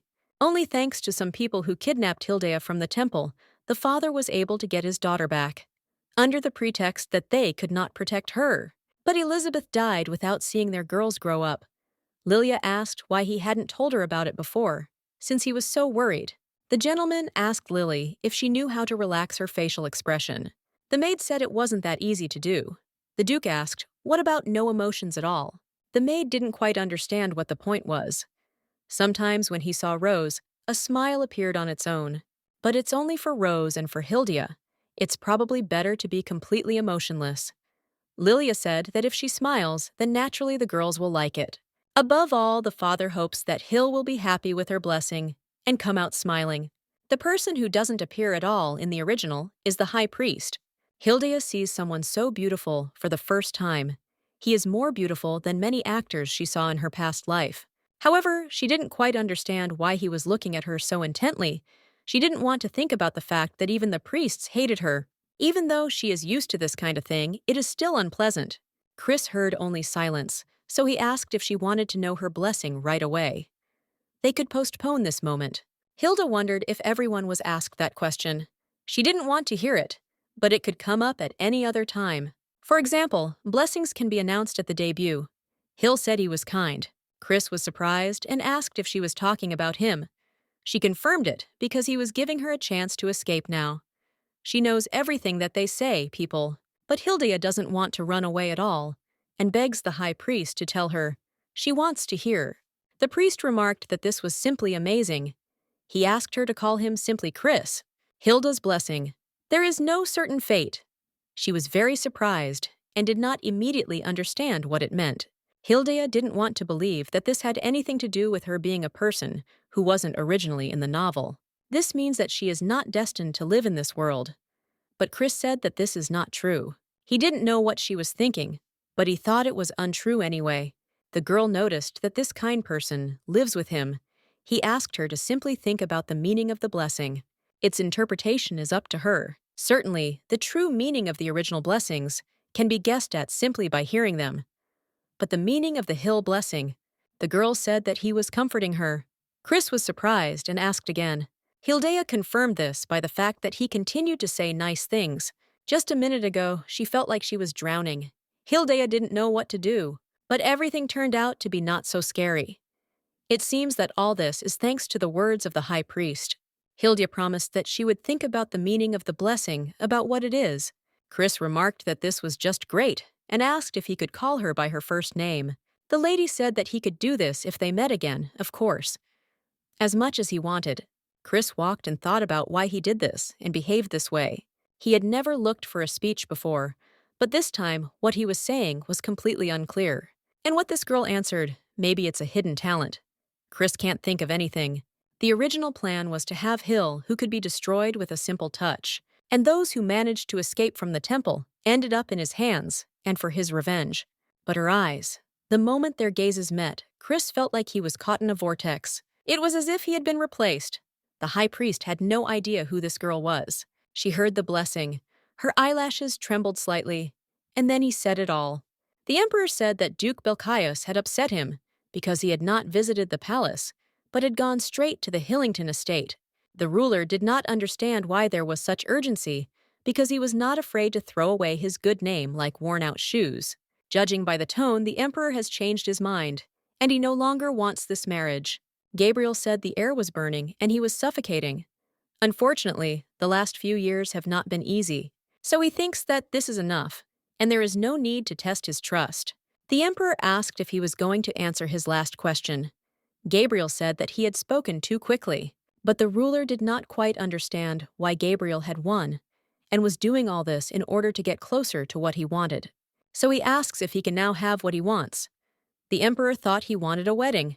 The emperor asked if Gabriel had forgotten that he was going to give this place to him, but even if he gave it to him, he would not accept it. Gabriel repeated once again that he didn't need it. There had to be someone else who might be interested. And he is just a simple duke who knows his place and is not devoid of conscience. The emperor noted that this does not mean that such a thing is impossible, and how a person who understands all these subtleties can refuse the throne and talk such nonsense he does not understand. But Gabriel knew that he always led the conversation in that direction. He said that the journey had tired him and asked when he could leave. The emperor said that he had shown his rudeness more than once or twice. Gabriel behaved like a bear hiding a jar of honey. The gentleman asked if he should pretend that everything was normal. Despite his knowledge, Gabriel dared, and said that anything was fine, but not her, because he might go crazy, and who knows who might get bitten by a mad dog. The emperor asked, how about marrying the Princess? Gabriel pointed out that he was abusing his power. The old man had gone completely nuts. Gabriel added that if he had nothing more to say, he would go. He didn't know what trick he was going to use. Marrying a princess is complete nonsense. The princess came up to him and noted that they had not seen each other for a long time. Princess Rafia. The lady noticed that she almost passed him by. He had changed so much that she could hardly recognize him. Gabriel really wanted to return to the battlefield right now. The princess asked him to wait and asked him what he was doing now. The duke said that he did not know her. The princess, horrified, asked what he had just said. Gabriel doesn't know who she is, but it's very rude of her to stand in his way and prevent him from passing. He hopes she understands him. He also has an important meeting, so he takes his leave. When they were children, the princess mocked him, tormented him. To some, her actions might have seemed like ordinary pranks, but to him it was not funny at all. Today, he never saw his beloved Princess Rafia, was simply horrified, and did not understand how he dared to neglect her. Duke Gabriel pulled himself together and asked his knight if he looked okay. The knight's servant said that it was simply wonderful, and added that any girl seeing the master would be delighted. Gabriel asked how many suits were left. The servant informed him that this was the last one. In his opinion, this is the best of all, but no matter what Gabriel wears, it's not right for him. And Rosariel told him something. Hilda liked guys with broad and strong shoulders. He thought Hill hated him, so he had to present himself in his best light to her. The Duke asked if there was anything that would highlight the shoulders. The tailor reported that the suit he was wearing now was the best way to highlight the shoulder line without exaggerating the effect. Gabriel understood that there was nothing to be done and decided to stop there and ordered to send everything else to the specified address. The tailor asked if the address was correct. Gabriel did not understand what was going on, after which the tailor said that nothing of the sort, and thanked him for his trust, and said that they would deliver the ordered clothes intact and safe. Gabriel was grateful. There was big news everywhere. The war hero was back, and he was staying at Hillington Manor. The knight said that his master was doing something he would never have thought of before. It seemed that the spring fever was affecting him much more strongly this time. The Duke ordered to be quiet and asked since when Diane became so talkative. The knight asked when he would have another opportunity to see such an unusual side of his master. And he's been getting a lot less angry lately, especially when it comes to the ladies. He couldn't pass up this chance. Gabriel noted that it looked like someone wanted to return to the training palace. Diane didn't think that immediately upon arrival, the gentleman would settle next to the lady. Gabriel tried so hard, but in all this time he never met Lady Hildia. Perhaps Diane is trying to say something like that. Gabriel agrees with this, though. Their separations last much longer than all their meetings. The Duke didn't know what to do. Diane asked what he was talking about. If a gentleman tries again and again to impress her, he is not sure that he will succeed. He really wants to tell her that he loves her and get the same answer from her. But now it seems unreal to him. Diane noted that the first thing they need to do is get to know each other better and get closer. But Lady Hildia is really very quiet and reserved. It is difficult to approach her. The Duke asked again if she was quiet. Diane confirmed. She is quiet because she has no friends, and she is not particularly close to anyone. She even keeps her servants at a distance, as if she were a person who was happy being alone. Hilda really does look lonely. The knight said he tried to find out something, but it was no use. It seems she has only one close person, and that is Lady Rosariel. The Duke asked if Diane would believe him if he said he was jealous of Lady Rosariel. Diane grinned and agreed. Staying in the empty capital's Hildia estate was a good idea, but convincing her father, that turned out to be a serious problem. He couldn't do it without Rosariel's help, so he literally had to shower her with jewels. It took 12 years to persuade her, but Rosariel can be with Hildia, without any effort or conditions, but Gabriel cannot. He had no idea what it was like to have a relationship with someone who was there without promising anything. Certainly, as soon as the Duke looks into Hildea's eyes, he will immediately drown and become confused. He will seem pitiful to her because he will not even be able to utter a word. If he could take her hand and kiss it politely, he would be the happiest man in the world. The Duke asked Dion to tell him how to make someone fall in love, if he knew you wouldn't continue to go unmarried. Gabriel noted that he was of no use. Dion was simply furious because he had listened to all his worries, and then the gentleman told him such a thing. The Duke even read a few romance novels, but everything there was too simple: expensive jewelry and desired gifts, luxurious perfume, a date in a beautiful place, letters with sweet and tender words. At first, it was difficult to write even one line. He first decided to do it there during the war, and there he encountered disdain. Of course, he was such a young commander. Nevertheless, he tried to write, but he was very upset when he found out that Hildea did not read them right away, but put them in a drawer. However, the very fact that she did not throw them away gives him hope. He is genuinely curious if Hildea is happy, if she has any problems, and if anyone is bullying her. Some ladies approached him and asked him if he wanted to go for a walk if he had time. The second lady asked if she could know his name, because she felt that he was her destiny. The Duke sent them away. He decided to walk because his clothes might get wrinkled in the carriage. But if Lady Hildy saw him now, she would definitely run away. Dion asked the gentleman if his efforts today would be rewarded. Gabriel confirmed this, because today everything is different. Because Hildea finally allowed me to see her. Hildea didn't understand at all why she did this. The girl thought that she should change her answer now. She told Lila that she would refuse. The maid asked if it was possible to refuse like that over and over again. Hildea said that even if she met Gabriel, they would have nothing to talk about, but they lived in the same estate. Sooner or later, they will run into each other, and Lilia believes that this will cause discord in their relationship. Come to think of it, they live very close to each other, and Gabrielle sends her letters. And the fact that he asks her permission to meet. It's so funny. They even let him stay in the mansion, so that he could see Rosariel at any time. But why, when he wants to meet her, does he ask for permission? Hildea thought that Duke Gabriel was making fun of her. The lady was indignant and began to think that it was all because she had deceived herself with the feelings awakened by this letter. Hildea decided that she needed to get some fresh air, because all this was due to the fact that she was always at home. The girl noticed that the tree had grown very much. She believed that this was because she visited the garden when she had free time and used her powers there. This tree is taller than the others, and its foliage appears to be denser. Here, Hildea fell on Gabriel and almost killed him. It's not exactly a good memory, but he asked if she was okay and if she was hurt. It was probably the first kind words Gabriel had ever spoken. Hill considered trying to climb him for the first time in a long time. She will make the same mistake and not fall like that time. Besides, due to business outside the estate, Papa and Rosariel are not here now. That's why Gabriel's request to meet seemed even stranger to her. The view from the tree was very beautiful. If you think about it, after learning about the deadly one, she also went up somewhere. The main character didn't quite understand what she was thinking then. Hill's foot slipped off the branch, and she started to fall. This time, her head again. Hill wondered very much what would happen if she fell now. There is no one here now who can save her like then.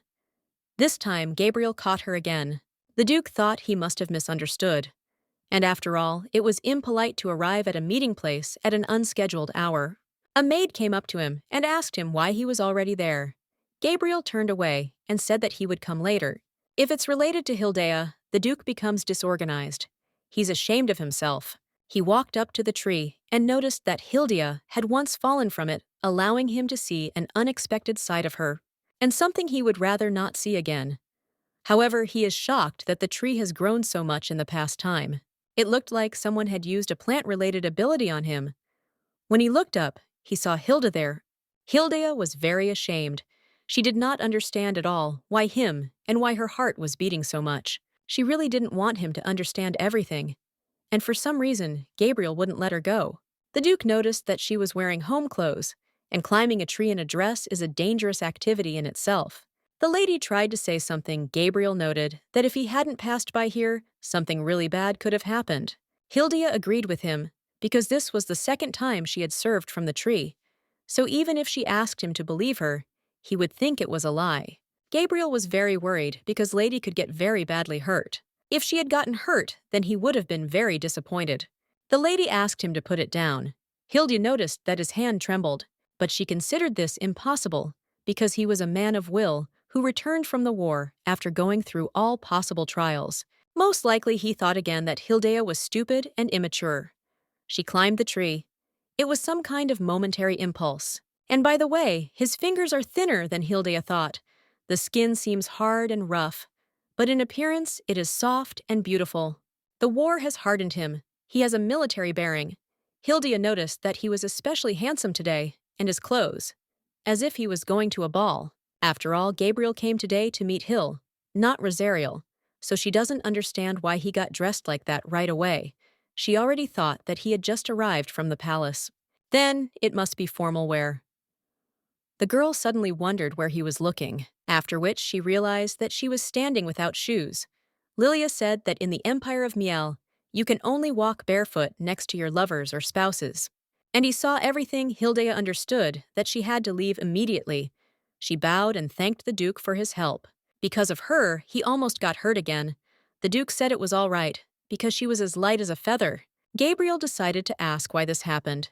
Hildea said that she had just heard something strange. Perhaps she imagined it. The Duke said that the lady might have wounds on her legs. He noted that if she allowed him to, he could look at her. Hill was very embarrassed and did not understand what he had just said. This madman, it is indecent even to just look at the bossy legs of a young aristocrat, and he was going to look at them. It was mean of him to hope for beautiful clothes and create a good image, but now it is destroyed. However, Gabriel, like a fool, told her all sorts of things and hugged her to catch her, but she was so light and weak he was even scared. But despite all this, he was incredibly happy when he hugged her. And yet the Duke has no idea if he can fix everything. Gabriel just wants to sink into the ground. Hildea told the Duke that everything was fine, and she had shoes too, and the estate was not far away. And Hildea thinks that it would be wrong to examine her legs. She is so cute. Diana's words about how he hadn't seen her for a long time, and therefore idealized her in his head, are complete nonsense. Seeing Hildea in front of him, Gabriel is so happy that he is ready to watch his father to die. The Duke remarked that it might be difficult for her to walk, so she could lean on him. If she gave him a chance, he would be very grateful. Hildea refused, because the Duke didn't need to do that. She didn't have any wounds that would prevent her from walking on her own. It's the same expression she always shows him, but he still wants to see her. Wants to see her feelings for him. Gabriel wants to make sure that the feeling that they have become closer, which has been developing for 12 years, is not just his delusion. The Duke wondered if they were close enough for her to call him by his first name. Hill could safely call him Gabriel. It hurts him that she keeps rejecting everything, and if she lets him, he will call her the same, just Hildea. He actually wants to call her Hill. Gabriel said that if she continues to resort to formalities during their meetings, the Duke will have to remind her of this until she rejects them, at least partially. Therefore, it is better to address him less formally. Hildea believed that this was the reason why he wanted to meet her today. Gabriel really wanted to ask the lady not to avoid him. Suddenly, a maid came running up to them. Sienne was looking for her because her mistress had not returned. Hildea apologized and said that she was coming. Hildea said goodbye to the Duke and noted that they would see each other at dinner. Soon they would be able to see the ghost Duke. From the rumors, people were happy that they would finally be able to see those same Hillington twins. The lady asked Her Highness what she thought about this. The lady noted that the most important thing in a debut is the first dance and the partners. The princess said that much depended on who it would be. The lady asked what about Her Highness. All the girls' attention is now focused on her. And since the princess is the most noble lady, her partner will obviously be His Majesty the Emperor. The lady believed that this was perhaps the person who would become an example for everyone in the Miel Empire. It would be wonderful if his partner for the first dance on the debut was the noblest lady of the country. The princess agreed with them and she asked if he was really such a significant person. The princess said that she could still understand them. If something is valuable, it suits her, be it a gem, a thing, or even a person. The ladies said among themselves that there was something wrong with those twins. Shameless. They seduced the duke and forced him to stay in their capital mansions. They say it's true. The lady saw all of Duke Belkius' clothes brought to them. It's too provocative and impudent. Besides, you are rumored to have an ominous blessing from the eldest of the sisters. The princess asked her to tell more details. People say that you, their mother, died from this. How can a family with such a sinister blessing even have the courage to associate with the Duke of War? Everyone thinks it's wrong. The princess laughed and remarked that, in that case, she should separate the two. It had been a long time since anything interesting had happened between them. The princess hoped that Hillington might put up a worthy fight. The lady said that this was probably what would happen. But the princess should not interfere personally, because her loyal people will take care of everything. The princess was shocked by their devotion. Hildea sat at dinner with Gabriel and didn't understand how much longer he would stare at her like that. After all, Rosariel is nearby, so the First Lady does not understand at all why he does not look at her. Suddenly, Rose decided to ask her sister if she had decided on a partner. Gabriel did not address her, and said that if she was looking for a partner, Hill didn't see why he cared, and he was looking at her like that. Her father pointed out that he really hadn't thought about it at all. The Duke asked if Hildea had someone in mind. Hill denied that Rose had started the conversation on purpose. Hildea told her father that it wasn't that important, because they had so much to prepare, and she didn't think it was something worth discussing at the dinner table. Father did not understand at all why she was saying that. After all, this was the first dance, and it could not be considered something unimportant. Dance is the most important part of the debut. Like her father, is guilty of putting her in front of a choice. Hildea really wanted to tell her father that I was already very uncomfortable here, because Gabriel had been having dinner with them for several days now. Father noted that she had also stopped dancing. If this were to continue, Gabriel began to cough. The Duke said that if he was unwell, he should have called a doctor instead of coming to dinner. Gabriel did not hear anything. He feels that parents who are obsessed with their children are doing a poor job. The main character didn't quite understand what was going on with them, and she should have decided on a partner. But Hilda just doesn't need that. And so the whole marriage proposal thing is in full swing. That's why Hill doesn't want people to start talking about her partner, and she doesn't have anyone in mind. Rose's partner will be Gabriel, and Hildea has to decide for herself. In fact, she wanted to ask her father, but Hill doesn't think he can help her with this issue. Hildea turned to her father and agreed with his words that she had not yet chosen a partner, but there were enough candidates. Father was simply shocked. Hildea did not understand at all why he was so surprised, because she had received many offers. She thinks that her counter letter of consent will be answered immediately, so he shouldn't worry. Suddenly, Hildea heard a crash from Gabriel's direction. Father asked terribly who dared. The girl did not understand at all why he was angry. Hildea asked her father if he was angry, but he denied her words, because there was no reason for it. And he asked again, as she said there is no partner, but there are candidates. Hill was sure that he knew that she was searching, so it was completely unclear what was wrong with him. Hill confirmed that she had candidates. For Rose's sake, she had collected a letter from those who could benefit the family. Besides, if she does end up in a marriage of convenience, it would be better to choose someone worthy and with a good character. Not now, though. Suddenly, Hildea noticed that Gabriel was very angry. She had no idea what that fierce look was about. She decided not to even look at him. The lady said that if her father didn't like the candidates, then she would rather go alone without a partner. When she looked towards Gabriel, he was just disappointed. A second ago, he seemed ready to kill, and now he was so upset. Her father, in shock, asked if she was going to go alone without a partner. Hildea confirmed that she had intended to do so, but her father did not understand at all why and how she was doing this. Hill was upset that he was angry again, and thought he didn't like what she said. It seemed like if she didn't end this conversation, chaos would break out. Perhaps he was upset by something about the guest's behavior. Hildea wanted to say something about her sister's partner, and she immediately started jumping and saying that she wanted to say something. Hilda's sister is always so bright and cheerful. When she looks at her, her lips curl into a smile on their own. and she thinks that none of them are hers. And Gabriel's gaze is definitely on Rosariel too. But when she looked in his direction, who realized that he was looking at her again, Rose said that if her sister went herself, then she would too. Hildia asked Rose in horror what it was saying.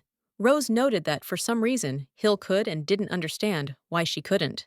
The girl told her sister that she was different. Rose asked her in confusion why she was different, but she has Gabriel, and so she doesn't understand at all why she needs to go without her fiancé. Rose told her sister that they would do so. Hildea knew that there was nothing she could do about Rose's insistence, but she still thought it was wrong. Gabriel had to stop her, but when Hill looked in his direction, she saw that he was still eating with such a satisfied smile. Hildea didn't even know what to say. Rose had just said that she wouldn't go with him. Hill walking thought that no one would stop her. It was easier to tame a wild horse than to break her sister's stubbornness. She recalled Rose saying that if she didn't take her choice of partner seriously, then Rose would go alone too. Hilda was very curious about why everyone reacted so strangely to her words about her partner. She thought, so she should have come out earlier. In high society, it is common to establish connections between families, even before the debut. Therefore, young men and girls of her age often meet at various events. Someone has already formed a circle of trust. Thanks to the original, she already knows that a society whose guts come to the fore will split into parts. But the main character doesn't want to join any of them. Hildea just doesn't need it. After all, it is her sister Rose who is the main character of this novel. If someone wants to harm her, either this scoundrel will be punished by God, or a man will appear who will be saved by Rosariel. That is why Hill came to focus on himself. They are trying to fit into society. In the original, there was only Rose, and now there is a twin that is Hill. In the eyes of others, she is still a candidate for the role of Gabriel's bride. Therefore, setups cannot be avoided. Most of all, she should be wary of the Empress and the Prince. And also, be wary of the Princess and the Emperor, as they may hide their true intentions behind a mask of nobility and use their position to achieve hidden goals. Suddenly, the girl noticed Gabriel. She did not understand at all why he came here. Hill hoped he didn't see her. Gabriel said he knew I was uncomfortable around him. Hildea herself was shocked at what she expected there. The same hateful expression as 12 years ago. It seemed the letters they'd been exchanging all this time meant nothing to him, and she was a fool for fixating on them. Hill noted that it wasn't Rose's wing. Gabriel asked her if she thought he didn't know, or if she thought he was there to make fun of her. Hill asked, what is he even talking about? Gabriel noted that she didn't even want to know why he wanted to talk to her so badly. Gabriel asked Lady Hildea to ask him why he wanted to see her. Hill wondered why he was saying that. She couldn't believe that there had been a lover's quarrel, and that's why they didn't want to be partners at the ball either. And she was dragged into it too. The main character didn't understand why her heart was beating so hard. It was even strange the Duke understood that she didn't want to, so he got down on one knee and hoped that she would at least accept this. Hildea had no idea what he was doing. It looked like an ordinary box. Gabriel asked her to watch it before making a final decision. He begs very much. Hildea wondered if this was normal at all. He pulled her by the hand, and she leaned against him. The main character's heart was beating so hard, and she didn't understand what was wrong with her. When the lady saw this, she asked Gabriel if this was magic. The Duke confirmed this. The girl did not understand at all why he was giving it to her. Gabriel asked if she would accept it, to which Hilda asked him why, because she did not think that he would prepare such a gift. Gabriel was confused and asked if she liked it. But that wasn't the problem. Hilda asked why he was giving it to her. The Duke asked if it would make her feel better if he said that he had also been to Lady Rosariel's. The girl thought there was no need to give it to her. Gabriel noted that this purchase was not a momentary impulse. She shouldn't worry, I'm not a particularly expensive thing, and I have almost no value. And he hopes that this will not be a burden to the lady in any way. So awkward. The Duke offered to help her uphill was grateful to him. It must really seem funny from this side. Hildea put it on her neck. Gabriel was simply shocked. The lady was grateful for the gift and the favor, and she noticed that Rose probably liked it too. She really likes shiny gemstones. Hildea noticed that he sent a lot of jewelry to Rose. The Duke informed her that the jewelry was just parcels to you. The girl thought that it was probably not so easy to pull off such a thing during the war. Hill assumed that he had asked for a meeting to give the necklace. The main character was very interested in whether it had some secret meaning that she didn't know about. Maybe it's similar to the necklace he sent to Rose. Probably different to me. Hill noted that it was very soon, so she congratulated him. The man was shocked and asked if she was really congratulating him. She understood that the end of waiting for a meeting with Gabriel was not far off. Although before that, he would have to go through a huge number of trials and difficulties. Hildia didn't know what would happen to her when it happened. She would lose her little sisters, and the pen pal, she was so close to Hildia, noted that she had been looking forward to it too. So she doesn't understand why he decided to give up the partnership. Gabriel had no idea what he was talking about. He had never suggested that they go to the ball together. That's why Rose did it. Gabriel couldn't believe that the lady was really expecting this. Hill was asking if she shouldn't. Not having a partner for the first dance can cause rumors and problems. It's easy to regret such a decision. If he asked again, she might change. Gabriel wondered if she regretted it.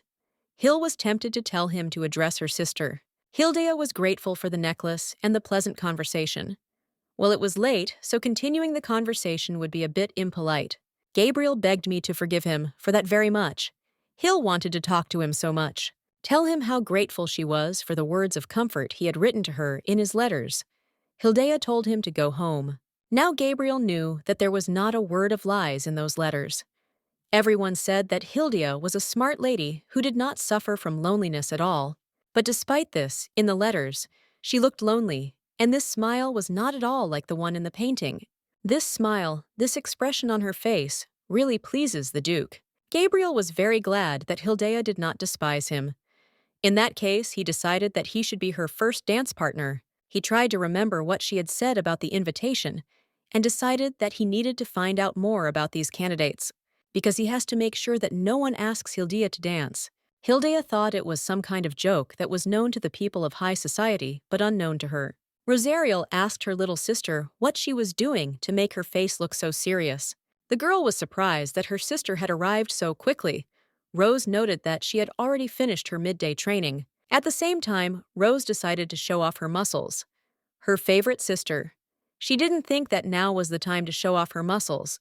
Hilda told her not to brag and come to her. One man suddenly broke his leg, another his wrist, and another fell down the stairs. Rose asked her sister if these men were candidates for the role of her partner. Hill said it was true. But all those letters came so suddenly. Because of what Rose said, she decided to look through the invitations again, and then she picked a few and wrote to them as possible candidates. And in response, Hilda received this. Hilda believed that this was their way of trying to justify their refusal. Even if the letters were true, it seems that all this happened because she asked them to go with her. She thought everyone thought she was the damned first Hillington child. Maybe she'd hear something like that. Rose told Hill that everything was okay, even though she didn't know what her sister was thinking. But it wasn't. Instead of thinking about the bad, she invites her sister to go horse riding together. The white horse I brought Gabriel was so beautiful. Rose thought she was perfect for her sister. Hill told Rose to stay on topic because it didn't matter right now. Rose was the one who started causing them problems with their partners. So Hill wonders if she really won't take Gabriel as a partner.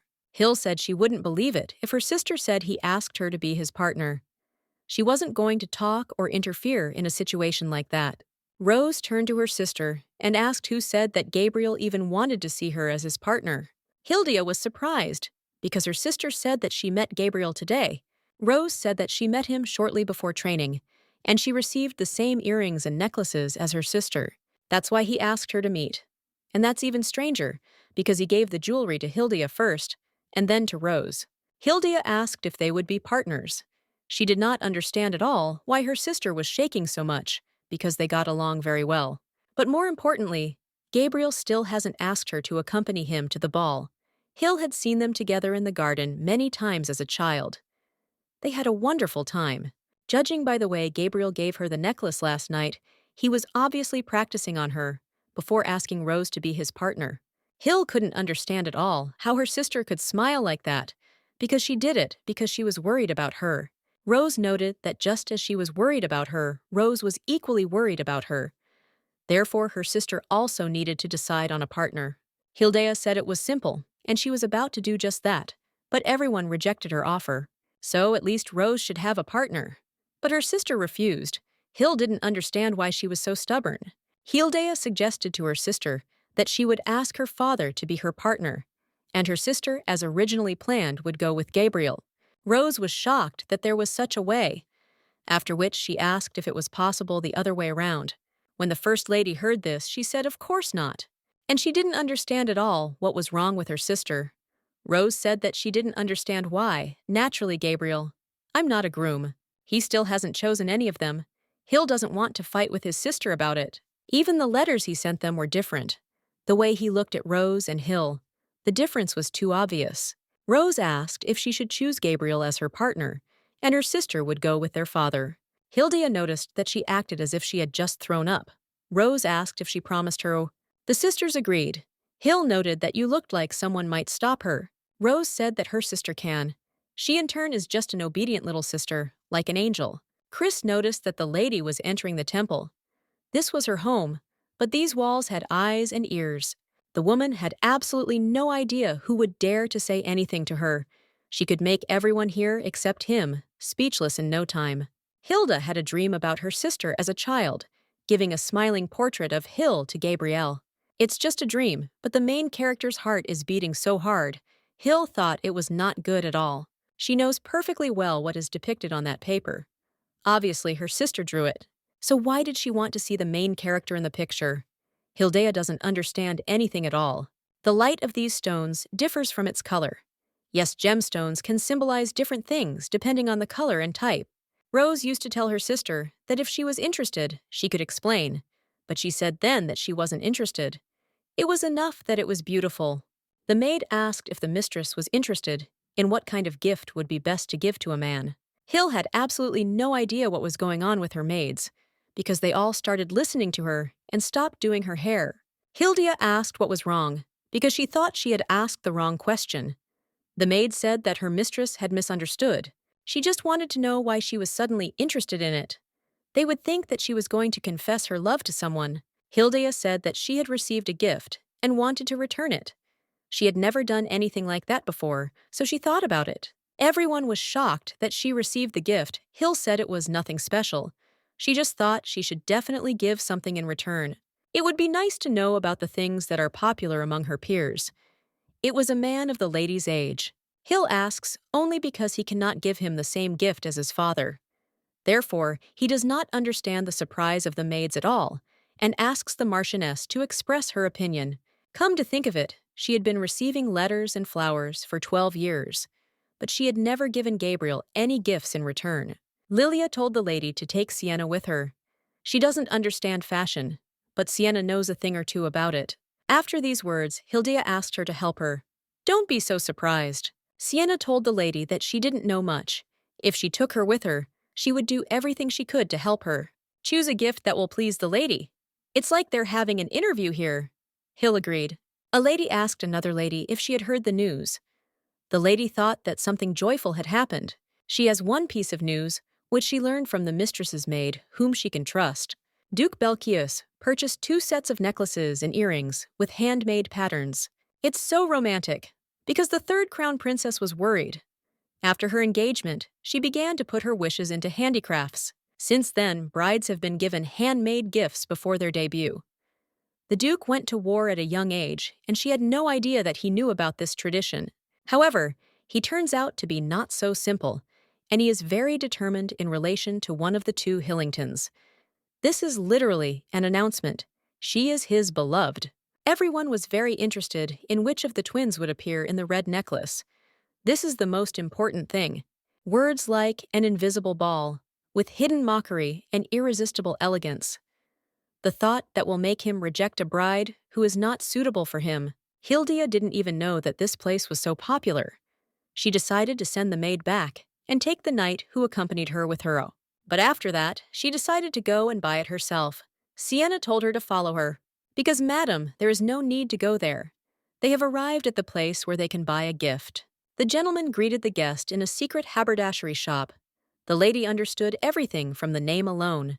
Hildia wasn't quite sure where the maid's calm had gone. Was she acting like the old Sienna again? Or was she mistaken? The gentleman told the guests not to stand in one place, because here are collected mysterious objects, which we are proud of their store. He heard that the lady was choosing a gift for a man of her age. In that case, he may offer it, but there is no need to worry, because these items are worthy of the reputation of their store. To find them in secret high-ranking people, pay a high price. And of course, she will be able to do what she is looking for with her own hands. From what he said, the service would require a huge amount of money. She was very curious about how her maid knew about this place. Besides, these things somehow remind her of her past life. But Hildea understands that this cannot be. The lady came here to find a return gift, but this was too much. Hill asked how much it cost. The seller noted that the lady's eye is a diamond. This item is the only one of its kind. The recipient will be very impressed. Any magic can be sealed and stored there forever. And not only magic, but also blessings. Hildea asked again if he had just said something about a blessing, not even about abilities, and the man confirmed it. The main character did not quite understand how this was possible. Initially, it was a gift that nobles exchanged. She didn't know about such a subtle method. However, she is very curious that if there is a possibility of abuse of the blessing. The gentleman didn't even know what she was so afraid of, but there was no need to worry. Nothing dangerous would happen. As far as the blessing is concerned, I cannot abuse it, and I cannot store it in anything, only in special objects. Hildea asked what that even meant. A blessing can only be given if she has deep feelings for the person. No one else can use it. It's a kind of seal. Hill wasn't quite sure why she thought of Gabriel. But suddenly, the main character remembered that the high priest told her that she had no specific destiny. The subject of a blessing can only manifest on the object that received it. Like a ghost, you can read the feelings that the original owner put into the object. Hill asked again. The seller confirmed that the meaning of this gift is so deep, especially if it is given before the debut. Hill thought about buying what she had right in front of her eyes and putting her blessing in it, when we can understand the feelings that she had previously experienced. The lady doesn't understand at all why she's been so confused lately, and why every time she sees Gabriel, her heart beats so fast. And to understand the reason why she can't look at Rose normally, whether she will be able to find out the result of her blessing, is still unclear. She had no idea if it was true that she could make someone unhappy, or if she could heal someone with her powers. It seemed that Hildea was going crazy. The salesman was also rushing her, constantly asking if she had chosen a gift, and noting that she needed to think carefully. He's one of a kind. If she doesn't choose now, he might not be there the next time she visits. The girl had no idea what to do. This was another sales trick. The gentleman kept saying that this was a wonderful choice. He assured her that Hildea would definitely not regret this choice. They decided to go home because people were watching them too much. This is bad, because there are already unpleasant rumors. The mistress told the maid to come back quickly. Hill feels like she's lost her mind. It's like she's reminded of Gabriel. The color is like his eyes, precious stones that resembled his eyes. It seemed as if they were speaking to her mockingly. They were asking Hilda if she knew how she felt. The gentleman said that there had to be at least some trace left. Therefore, they must find it faster. Anything will do for him. But unfortunately, nothing was found. Due to the large number of people, therefore the services apologize. Benjamin was shocked that his beloved mother was hiding her assistant and didn't want to show him. So he had no choice but to look for him personally. The knight said he could search the entire area, but the prince was against it. It seemed that even searching wouldn't help here. Suddenly, the gentleman looked into the crowd, after which he asked what kind of building it was. He could not believe that the torn light and suspicious place in the area were leading to the temple. If the mother's assistant is in the temple, this complicates everything. It is impossible to search him if you break into the temple. Suddenly, someone kicked His Highness. He fell and scratched his hand. Benjamin was furious and did not understand how anyone dared to touch him, after which Hildea approached him and asked the gentleman if he was okay. Crown Prince Benjamin. As Crown Prince, he had seen many beautiful faces throughout his life, but he had never liked her appearance. He did not want anyone who lacked beauty and aesthetics near him. The prince did not understand at all who this girl was. It's so strange, she's not as beautiful and gorgeous as his mother, but he can't take his eyes off her. Hildea was frightened when she realized that the dream was a nobleman. Judging by the family crest, it seemed that he was from the house of Baron Hassad, that located in the territory of Levin in the east. The lady called and asked about Vali, since he cannot reveal his identity as a prince. It was decided that he would be introduced as a member of an obscure noble family. Generally, only the main branches of the royal family are remembered. But he doesn't understand at all who it is. Benjamin was very grateful to the stranger for her help. When he heard his voice, he didn't understand why it sounded so ridiculous. Anyone who saw it would think that he was behaving like a little boy who cried from falling. Hildia offered her handkerchief. Benjamin realized that it was the Hillington family pattern. He decided to ask what it was for. The girl said there was no need to be careful. She was Hilda von Hillington. He could wipe away the blood. There was no point in returning the handkerchief. Benjamin felt extremely strange. Hilda remarked that he had better not use words that give him away next time. The gentleman asked if he could ask what it meant, because the letter said he broke his arm. But now it's okay. It seems that the real Baron even exchanged letters with this girl. Thinking about him exchanging letters with her, I wanted to bring him here and break his arm. Hilda asked if he was okay. Benjamin asked what she was talking about. The crown prince did not understand at all why he wanted to attract her attention. The girl who could become the bride of the damned Duke Belchius. She thought the wound on his arm was serious, and she was afraid that he might have injured his leg when he fell. If his carriage was nearby, she could help him get to it. But Benjamin said everything was fine. He is very grateful to her for her kindness. He will be fine. Besides, he needs to meet someone. And the letter he sent her, he asks for forgiveness for it, because it does not mean that she is unpleasant to him. She smiled. Benjamin had heard a lot about Hilda Hillington, but no one had ever mentioned how sweet she was. So he doesn't understand at all how they could keep silent about it. Such a kind girl. She was grateful for the apology, but it was time for her to go. And then a servant ran up and wanted to say something about the lady. The gentleman himself noticed that this girl was from the Duchy of Hillington, Gabriel Belchius. He always heard about him from his post-mother and hated father, the man who was his opponent, the Duke of Hillington's youngest daughter, Rosariel. That girl was not chosen then. Neither was Hia. Blessing that hated blessing. Both Hillington sisters had a blessing. The first one had bad rumors. The bad prince who was born without a blessing, and Hilda, who was born with a bad blessing. Benjamin wants to get closer to her. Benjamin became very curious about how old he looked to her. The servant added that His Highness looked young. The next time they meet, he wants to stick together in appearance, as the only principal of the empire before her. The main character did not quite understand why her gaze fell on this gift. She decided that she still had to give them to her. Put a blessing in there. The seller said it was possible. In any case, it is not necessary to put her blessing in there. But Hilda, why are you so worried?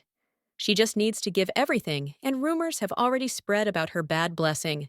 Gabriel would hardly like this. Hilda noted that this was not like her. And why should she be calm about you? We need to stop. It is not necessary to give it today. He will buy another one and then give it away. This is great, simply ideal. When the lady turned around, she saw Lilia in front of her, after which she asked when the maid had managed to arrive. Lilia knocked 3 times, but Hilda did not answer, so she went in. The maid asked if this was the thing Sienna had spoken of. Hill said there was nothing special there. Lilia hadn't asked anything like that. Come to think of it, she didn't know that rumors would spread throughout the mansion. Unlike Rose, she doesn't go out often. This is what Hilda is going to give Gabriel. Well, it really doesn't mean anything. So tomorrow she's going to send it through someone. Lilia didn't quite understand why tomorrow. It was already a bit late. And it wouldn't be rude to send a gift now. Hilda could call a messenger at any time. And besides, it was not far. This was not what Hill wanted. She wanted to buy another gift and give it to him. Lilia told the lady not to worry and to leave it to her. She would quickly and accurately order the gift to be delivered.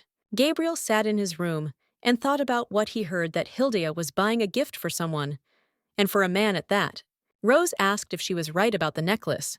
She said that if you just give it to her, your sister won't accept it. That's why she said to give her the same necklace. This is true even if Hilda didn't know the meaning of the necklace. This will play into his hands. Other men will not dare to give her anything.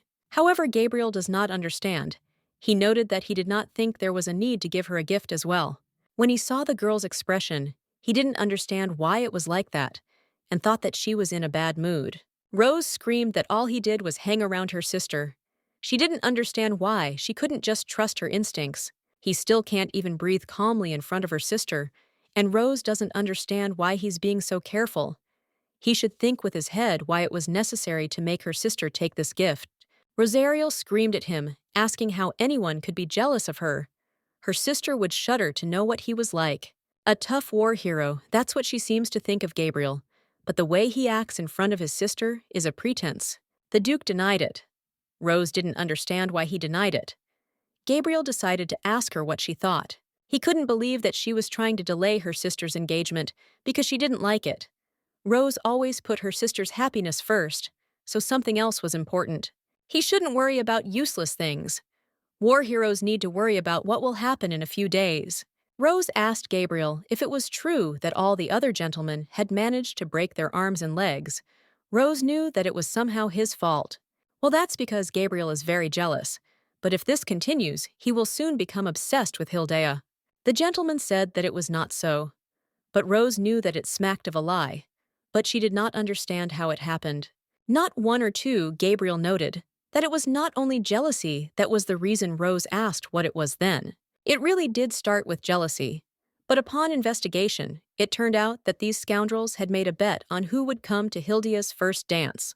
They decided to bet on the first dance, so that the truth would not reach Hildea's ears. He decided to do everything quietly. Gabriel asked if Rose would tell Hill about this. Rosario thought about what to do, after which she decided that she would not tell. The Duke thought that she would ask for something in exchange for silence. Either way, Gabriel was devious, Rose thought so. He didn't want Rose to judge him for it.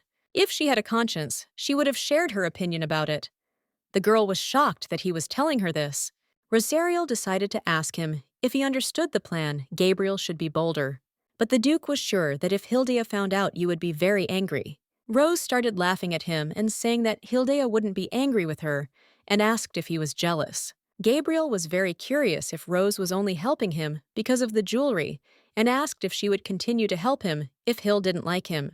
Rose said that this was the reason. Because who can imagine the ghost Duke crying and laughing when he hears about his future bride? Gabriel asked again, and Rose repeated that there was a reason for that, because they looked alike. The Duke was confused when he heard that he and Hildea were similar.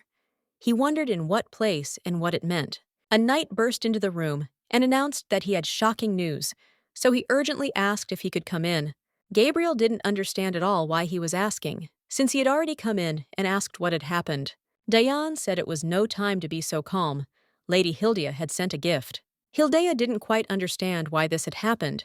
She was told that the gift had been delivered to Gabriel. Afterwards, she was so busy preparing for her debut that she completely forgot about it. But she doesn't understand how that's possible. Rose came up to her and noticed that she had a gorgeous hair clip. It matched the color of the dress she would wear on her debut day. So she was very curious how he was able to guess the color. It was so amazing. Hill asked what was wrong with her sister. Rosario wasn't quite sure what was wrong with her. Hildea noticed that she looked away, wondering why. Rose asked Lily what she thought. The maid remarked that it suited her very well. Rose said the same. Hildea had no idea what they were talking about. As Rose had said, Gabriel had sent a decoration to match the dress. The debutante ball will be held together with the victory banquet. A grand banquet, we hold it 2 days in a row. That's why Hildea has spare dresses and lots of jewelry to match them. In short, it is difficult to send a piece of jewelry as a gift that will exactly match a dress. Suddenly, Hildea wondered if it was possible that Rose had told him the color of the dress. Even if she hadn't, she probably felt bad about it. He was her fiancé. Rose added that she had also received a gift. Hill was shocked that he had given her one in addition this time. In any case, there was no need to contact Gabriel anymore. But that was just a naive thought. A few hours ago, no need to go to the battlefield anymore. Lilia asked if she would wear the necklace that Gabriel had given her. Hildea confirmed this. Then, in accordance with the main dress, they will select a hairpin given by the Duke white lace gloves to match the sleeves. The maids ask the mistress not to fall asleep and to keep her back straight. The main character has no strength at all. Hilda thought that the atmosphere in her sister's room was no different, perhaps even more lively. Lilia told the lady to stand still. Rose is a cheerful child, and it is more difficult to get ready with her. Finally, they finished. The lady could look in the mirror. In her past life, because of her unattractive face, she rarely looked in the mirror. Hilda was very interested if everything was okay. There. Looking at herself, Hilda realized that she really looked like one of the noble young ladies. So she doesn't think it's all that bad. Now she can go. Lilia wished the lady a safe journey. Hilda asked the maid where her sister was, and she said that she had already come down a long time ago. Knowing Rosario's character, she must be grumbling, waiting for her sister. So we need to go down quickly. Gabriel was waiting for her near the carriage. The main character did not understand how this could happen. His expression was simply incomparable. And now, the main character realized that Rosario left her with Gabriel and went away with her father. Gabriel is her partner, so Hill does not understand how she could do this. The lady greeted him. The situation was not very favorable. Today, he is also handsome. He needs to collect his thoughts. However, in the original story, Gabriel was so handsome that even a princess could fall in love with him. Hill noticed that he had very broad shoulders. The Duke was very shy, but he kept saying that the ladies were very beautiful today. Hill noticed that Gabriel was also confused, but it was justified. The lady noted that given the current situation, she was also very surprised. It looks like they need to leave right now to avoid being late. In that case, Gabriel asked for Mrs. Hildy's hand and helped her into the carriage. At the moment, Hilda was thinking about how much longer she still had to travel to the palace, and she didn't understand at all what she should do in such an awkward atmosphere. Hill decided that as soon as she got out, she would immediately hit her sister. Rosario, in turn, did not understand why her ears were burning so much. The father asked if this happened because of a sin she had committed. Rose asked if he would really behave like that and be angry because his sister didn't go with them. The Duke pointed out that he hadn't said anything. Rose added angrily that he was offended and was behaving like a 5-year-old. The father covered his head with his hand and noted that she was slandering him so absurdly. He was so sad for them. The situation was deplorable. Father asked Rose if she had any business with him. Rose told him that he would be her partner today. The father was in complete shock and asked what she said. Rose told him that her sister would be a partner with Gabriel. The Duke had no idea what to do if Hilda hated him, and Rosario just said that her skirt was very uncomfortable. She didn't understand how to move in it all day. She wanted to rip it from the inside. The father was truly shocked that these words were coming from a debutante. It should have been Hilda in her place. Father said that no matter how rich Rose was born into, her attitude towards the value of money was too frivolous. Rosario asked her father if he would continue to grumble, and on such an important day, Father didn't even know what to do with her. Rose added that she did such a commendable deed, so she doesn't understand why he beats her. Sears noted that a silly girl like her needed to be reined in. He wondered if she was afraid at all that her sister would be angry with her. Hill was usually calm, while the atmosphere changed when she was angry. The Duke, as soon as he remembers what his daughter looks like when she is angry, immediately becomes scared. Rosario laughed, and her father asked her if she was laughing, thinking she had done the right thing. The girl said that her sister would not be angry with her, but she is not sure about her father. His heart ached every time Hill called him father. Now she would be angry because of Rose. Rosario noted that if her sister came in with her father wearing that necklace, the situation would be difficult. All this time, my father was curious about how this happened with those necklaces. Crazy Gabriel, he didn't just give it as a gift. He also dared to give things with a similar design, as if he was trying to play a double game. Rose said that although they were similar, they were still different. Father knew that the guy was nervous in front of Hilda and terribly shy. However, he believed that this Duke was close to Rosario. She got goosebumps just from those words. Even if they are close, it does not mean that they will get married. And now he sees perfectly well.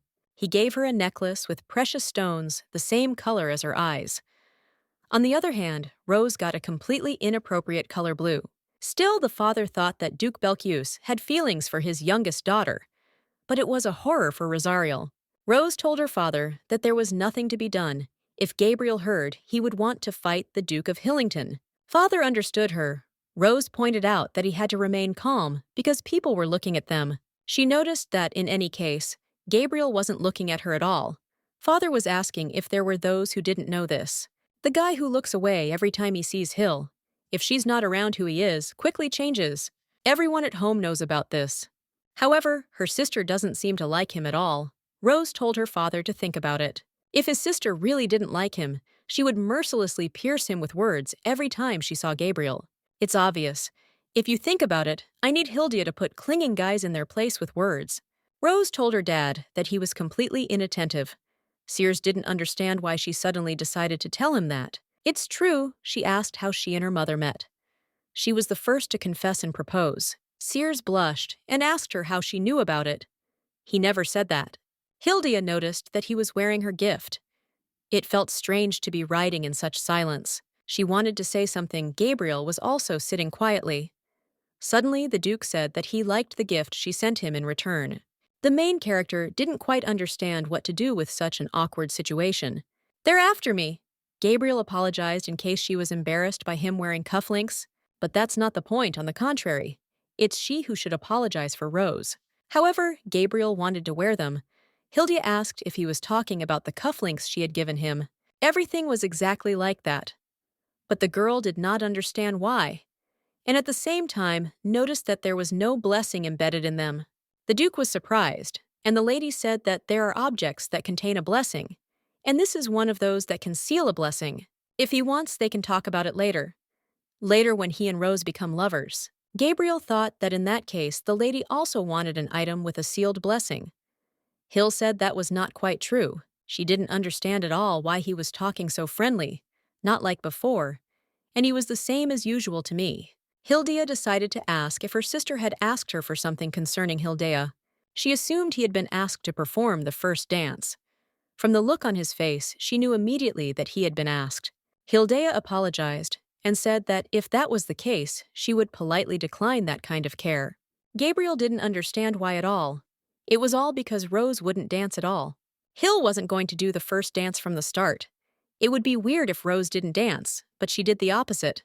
Hill noted that Rose, great is Gabriel's love, who was enchanted by her. She has a tendency to see everything in rainbow colors. If you think about it, she can be maddeningly stupid sometimes. But even so, her sister is very charming. They always had a topic to discuss, and that was talking about Rose. Hill noted that this happened because she loves and cares for her sister very much. Therefore, she asks for forgiveness for this. Gabriel noted that they had a very good relationship, and he was even envious. Hill noticed that his mood had worsened. She already thought that she had said something wrong, and then she realized that she had been careless. Gabriel had no close relatives left, because of the incident that had happened. When she heard about the tragedy, she thought that he must be very lonely. Hildia had forgotten all about it and thought that I might have hurt him with my words. Hill hoped that my expression didn't look strange, after which she decided that her appearance did not bother anyone. The feeling of anxiety and worry and solitude would definitely end. They arrived at the place. When a person loves someone, these thoughts just pass by. Hildea told Gabriel that she was very sorry. She didn't know that her sister would enter the hall without waiting for them. Rosariel's actions are incredible. The Duke feels more remorse than he thought. It's so hard for him to deceive Hill. He's going crazy, and so ridiculous. For his own sake, he smiled while deceiving her. Everything was different around her. Even on the way here, all he could do was look at his reflection in the window. Before he could even ask for the first dance, he was rejected. This is typical of Hill thinking about his little sister. Hildea turned to Gabriel, after which he said that he was fine. She said that as soon as he saw Rose, he would immediately scold her, and it won't happen again. Again, Gabriel knows it's not the intention, but it's like he's been rejected again. Hildea asked again if Gabriel was really okay. The Duke simply didn't know what to say, after which he said that he was fine. He liked her, and it was a great honor to become her partner. The man was surprised and asked if this was the beautiful young lady Rosariel von Hillington. It seemed so. However, the Duke of Hillington is next to her. This means that her father has become her partner. This is very strange, and surprisingly, because it shouldn't be like this. It's an unforgettable atmosphere. The Duke of Hillington, who was a groupie with everyone except his dead wife, smiles surprisingly widely. Some people noticed the very necklace that Belkius had personally made to order. It looks very luxurious. But the color of the gemstone is not red. The twins have red eyes. In that case, everything is clear. Everyone greeted Duke Gabriel von Ellen Belkius and Lady Hildia von Hillington. Many people were completely confused as to how he could be so perfect. Then they noticed the red necklace. The emperor thought he was such an insatiable guy. Wherever he was, he always attracted attention. But he didn't like it at all. All attention instantly shifts to Gabriel. Because of this, Raffia entering after him will attract less attention. He decided to ask his wife what she thought about it. The empress doesn't understand what he's asking at all. The emperor meant that their child would pale in comparison to him. His wife said that he allowed this to happen, knowing about it. Today, in this place of honor, he congratulates the end of the empire's suffering and thinks that he can transfer all the honors to one person. Gabriel didn't want him to call him a hero at all. Maybe he had definitely noticed the blessing energy coming from the necklace. The color of the stone means that this girl definitely belongs to him. The emperor asked the main hero of the day, who's shown to come closer, how hard it is for Hilda. Even though she has prepared for this moment more than anyone else, having so many people looking at her is more frightening than she thought. If it weren't for Gabriel's firm support, she might have even turned around and fled from here. In this situation, Hildea is grateful to him. Although he will soon leave, she did not understand why he does not go to the emperor. If he doesn't come, he'll be a traitor. And the nobles whisper among themselves. Gabriel informed Hilda that he would be back soon. Although it was not like Gabriel's usual behavior, something was different. Now he is by her side, even if she thinks it is Lady Rosariel's request. Hilda noticed that he did not look away. He was her debut partner, and she must not forget that under any circumstances. Hill didn't understand why he was acting like that. She was very curious if Rosariel was seeing it now. Gabriel asked the lady for an answer. Hilda said that everyone present knew that he was her partner. She was very interested in what expression she had on her face now. In that case, Gabriel will go. Hilda does not understand at all why she is so sorry. Suddenly, Hilda wondered what she was even thinking about right now. And where did she get this regret? Why all of a sudden? What is she doing now with the man who is temporarily acting as her partner at the request of her little sister? After that, she saw her sister and called her threateningly. Rose noticed that her sister was so angry because of her sudden action. Hilda couldn't understand how the main character could behave like that. Looking at that smiling face, Hill's anger melted away like snow. But Hilda can't let it go. She said her sister knew, but she did it anyway. Hilda said that whatever Rose said was useless because she knew she was friends with Gabriel, but promises were important.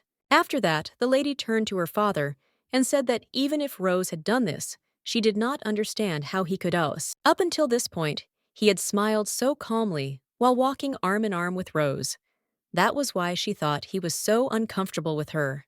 He doesn't even look her in the eye because she got angry at him once. Hilda didn't understand what the sound was because they were far away from people.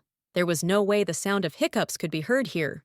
It didn't seem like it was Rose. She didn't want to believe that it could be her father, but his face didn't look like that at all. Afterwards, she heard that it was indeed her father. Hilda called the servant and took the drink for her father.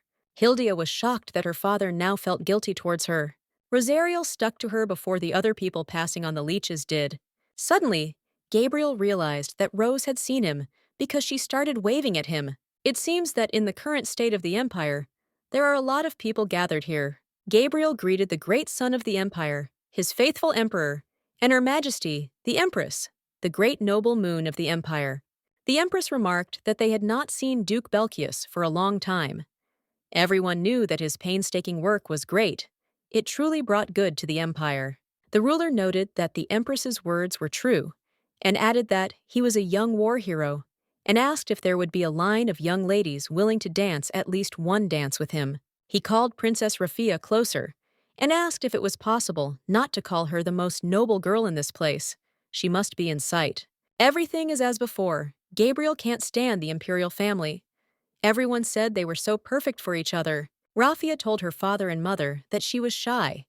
The emperor noticed that the princess spoke too modestly. How ridiculous! The previous emperor had already decided on the engagement long ago, so it is completely unclear why he is interfering with him now. He had no idea what Hildea would think when she saw this situation. He couldn't let that happen because he didn't want any misunderstandings to arise. The emperor added that there was something they should not forget at a time like this. Today's banquet was in honor of the victory of the young Duke Belkius. But these are also the children of nobles who could not be officially introduced because of the war blessing and talent. Usually, the children of nobles proudly proclaim their blessings and talents at the time of their debut. Then, depending on their ideas, the situation can change dramatically. Manifested valuable blessings and corresponding talents receive an equal amount of glory. Inappropriate, unsightly blessings and worthless talents arouse sympathy, so today he invited the best priest and asks for applause for Chrisfather turned to Hildea and asked how she was. The lady answered that everything was fine. She decided not to back down. Curious eyes looked at her to see if she was really as rumored. Hildea won't run away. Her father respected her decision. Rose noticed that they had such a gloomy atmosphere. She asked her father why he asked obvious things. Rose asked why her sister should avoid them.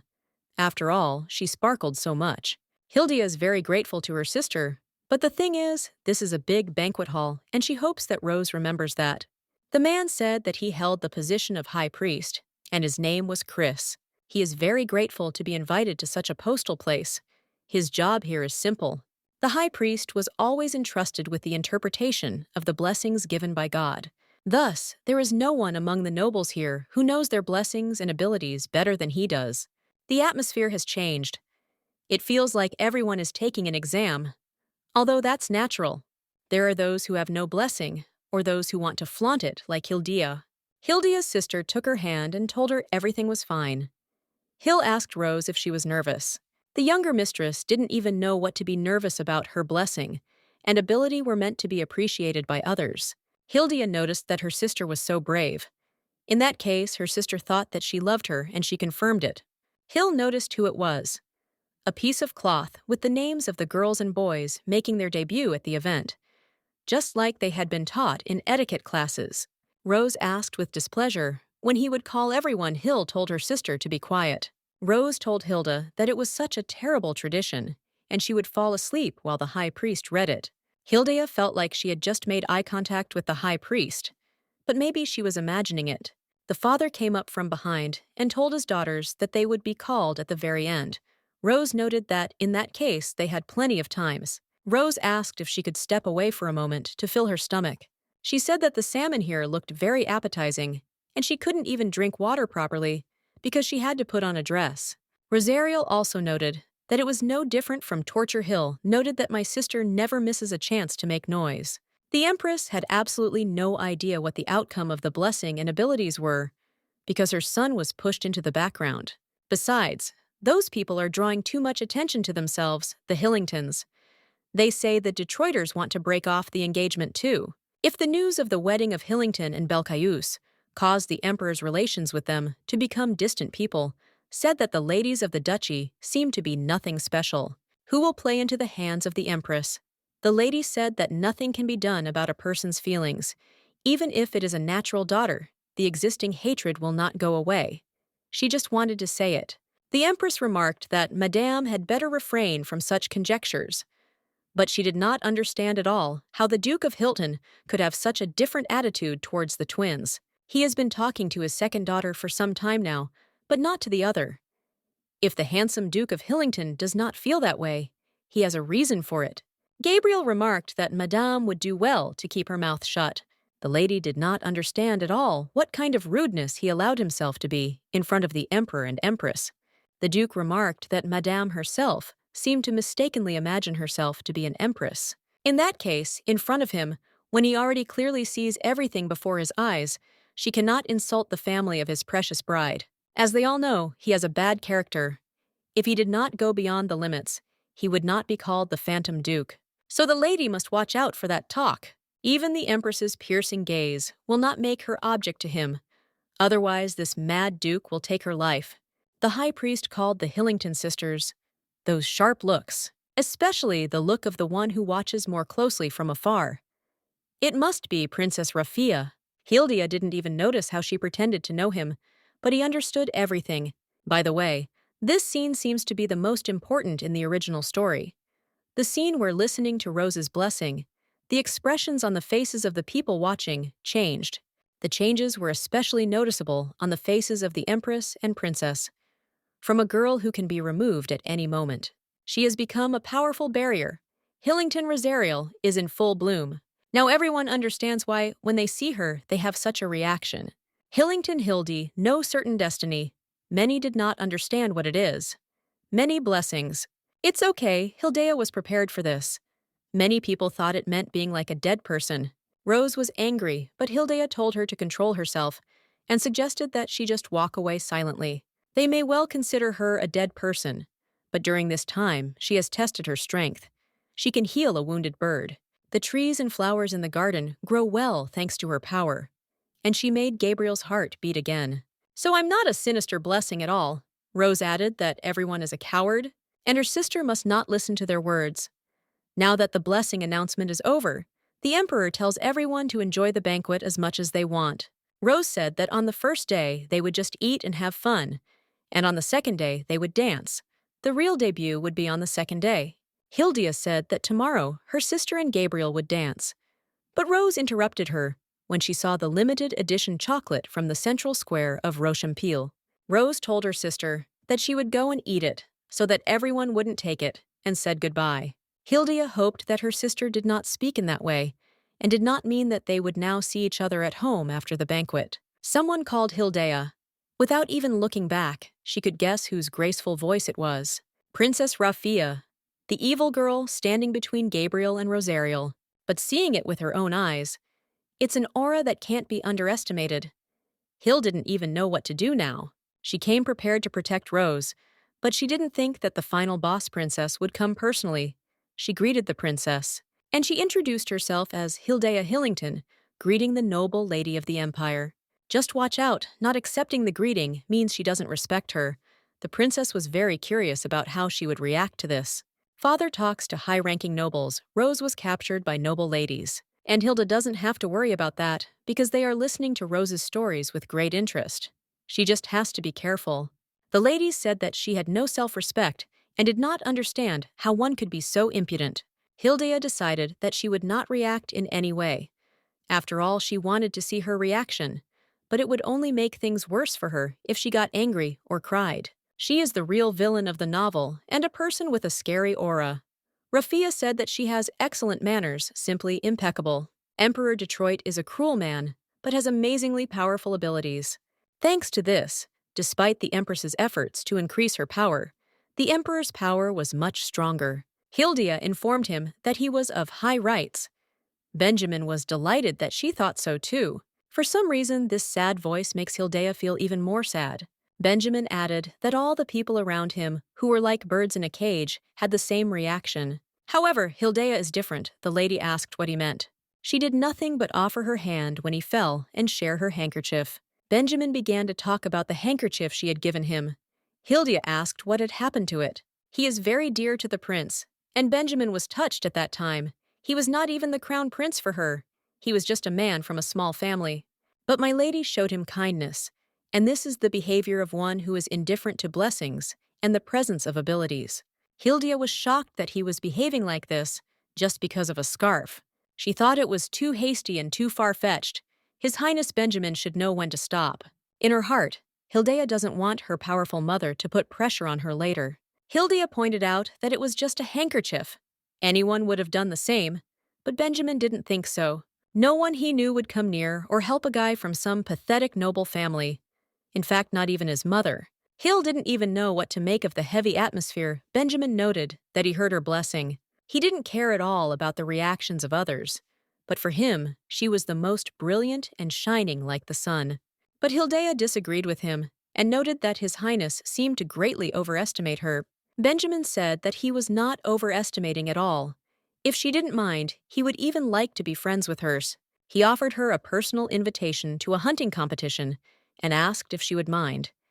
It was a very onerous proposition, but Hildea can understand the circumstances. But now it's not just Benjamin Gabriel, Princess Rafia. Even the guests and the Empress were looking at her. Hill was shocked that today everything was going this way. She noted that her father clearly understood that she was in an awkward position, so she did not understand at all why he could not approach her. The Duke of Hillington turned away, and Hilda knew she shouldn't have hoped for that. The look in his eyes made it immediately clear that there was an awkwardness between father and daughter. But Hill is very curious why her father's face is so gloomy, Suze. She is doing a booty dance now. Hill thought her sister should do that at home, not here. Now Hilda has no one to ask for help. She thought about how best to refuse him in her position. Suddenly, someone put a hand between her and Benjamin. It was Gabriel. He said he was back, as I promised my lady.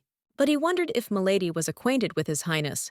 Hill did not know at all what to tell her that she was acquainted with him or not. Gabriel turned to his highness and excused himself to inquire about his business with his partner. This is bad.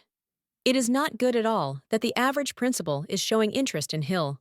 Gabriel sees the Empress looking at her with hatred, and more Gabriel is infuriated by this. He doesn't understand why not only the crown prince, even the priest here irritated him, because of what he saw here.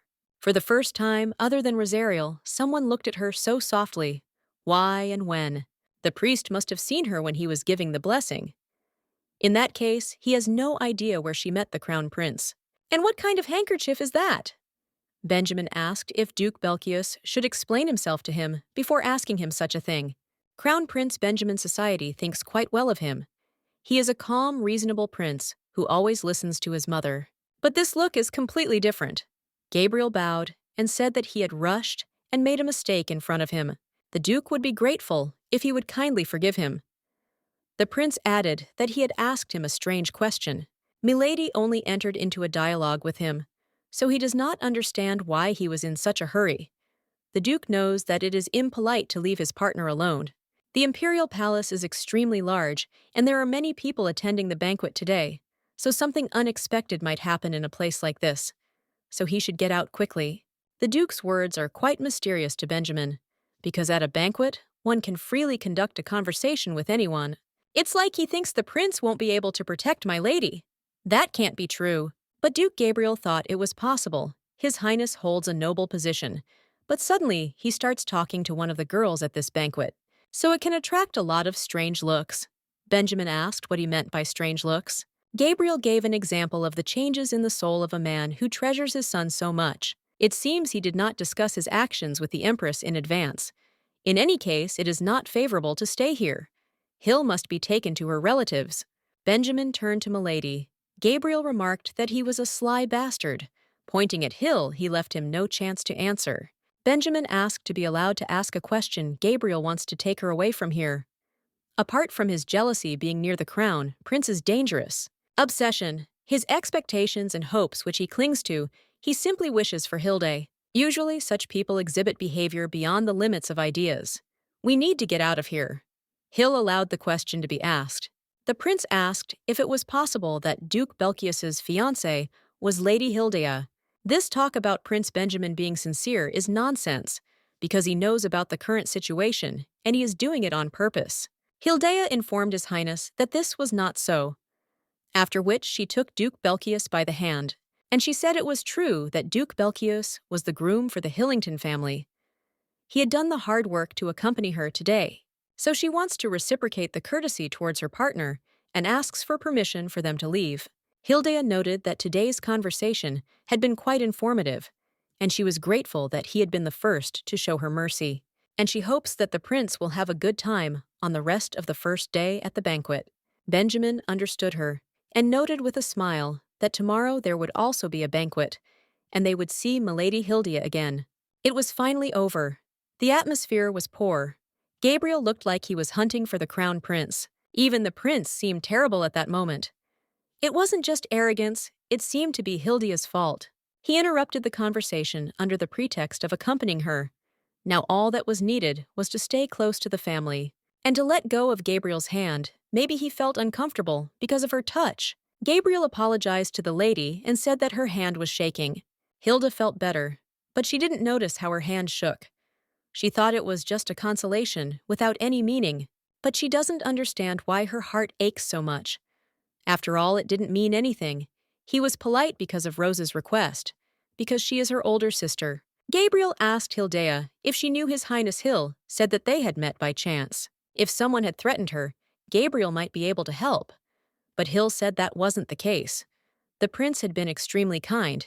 It was just an inappropriate situation. Hildea really wanted the Duke to let her go, because there was no need to hold hands, and it was very strange that they were standing like this. Father and Rose are there. The trembling will start soon, so he must let her go as quickly as possible. His expression is cold. Hildea doesn't understand why he looks at her like that. He grabbed her hand first. Hildea doesn't know what she did wrong. Unlike Lady Rosariel, it's as if she doesn't exist. The girl with the sinister blessing. Talking only to Rosariel, it hurts. This moment is harder than all those voices behind me. What is this? Gabriel's attitude towards Rose and Hill has always been different. Hill, on the contrary, must be surprised that he endured everything and accompanied her until now. Suddenly, Gabriel asked if she liked it. In that case, they would let go of her hands. Hill found this strange, since he was the one who didn't want to hold hands with her. He just seemed surprised to her. Rose immediately ran up to them. Hill pulled her hand away. She needed to apologize, but she couldn't say a word. Rose asked her sister if she wanted to taste the chocolate with her, because it was very tasty. Precious Sister Hill. She doesn't want to know, doesn't want to understand, doesn't want to acknowledge that she's jealous of Gabriel for her sister. Rose told the ladies that she had brought her sister. She repeated once again that her sister was very beautiful. And it seems that in this place she is the most beautiful girl. But these words can be considered as an insult to the Empress. Rosariel's words and actions contradict each other. Dame Hildel noted that she had brought her sister after all. Hildea didn't quite hear how her sister addressed this lady. This is Countess Hildael. She remembered what she had told the ladies, that in order to feel comfortable in social circles, it would be nice to gain the favor of Countess Hildel. The Countess has a good fortune and a noble position. Thanks to this, she is untouchable, even for the Emperor and Empress. But there is a problem. She is very perceptive. She sees through those who are around her, and she immediately understands what they want from her. Many people get close to her for the sake of profit. They say she treats people with mistrust. Hildea doesn't quite understand why someone like her is here. She was pleased to meet him. The Countess remarked that she had a very cheerful little sister. Lady Rosariel had been talking about her sister all day long. Hill bowed and said it was a pleasure to meet her. She was Lady Hildy Hillington, and it was an honor to meet her.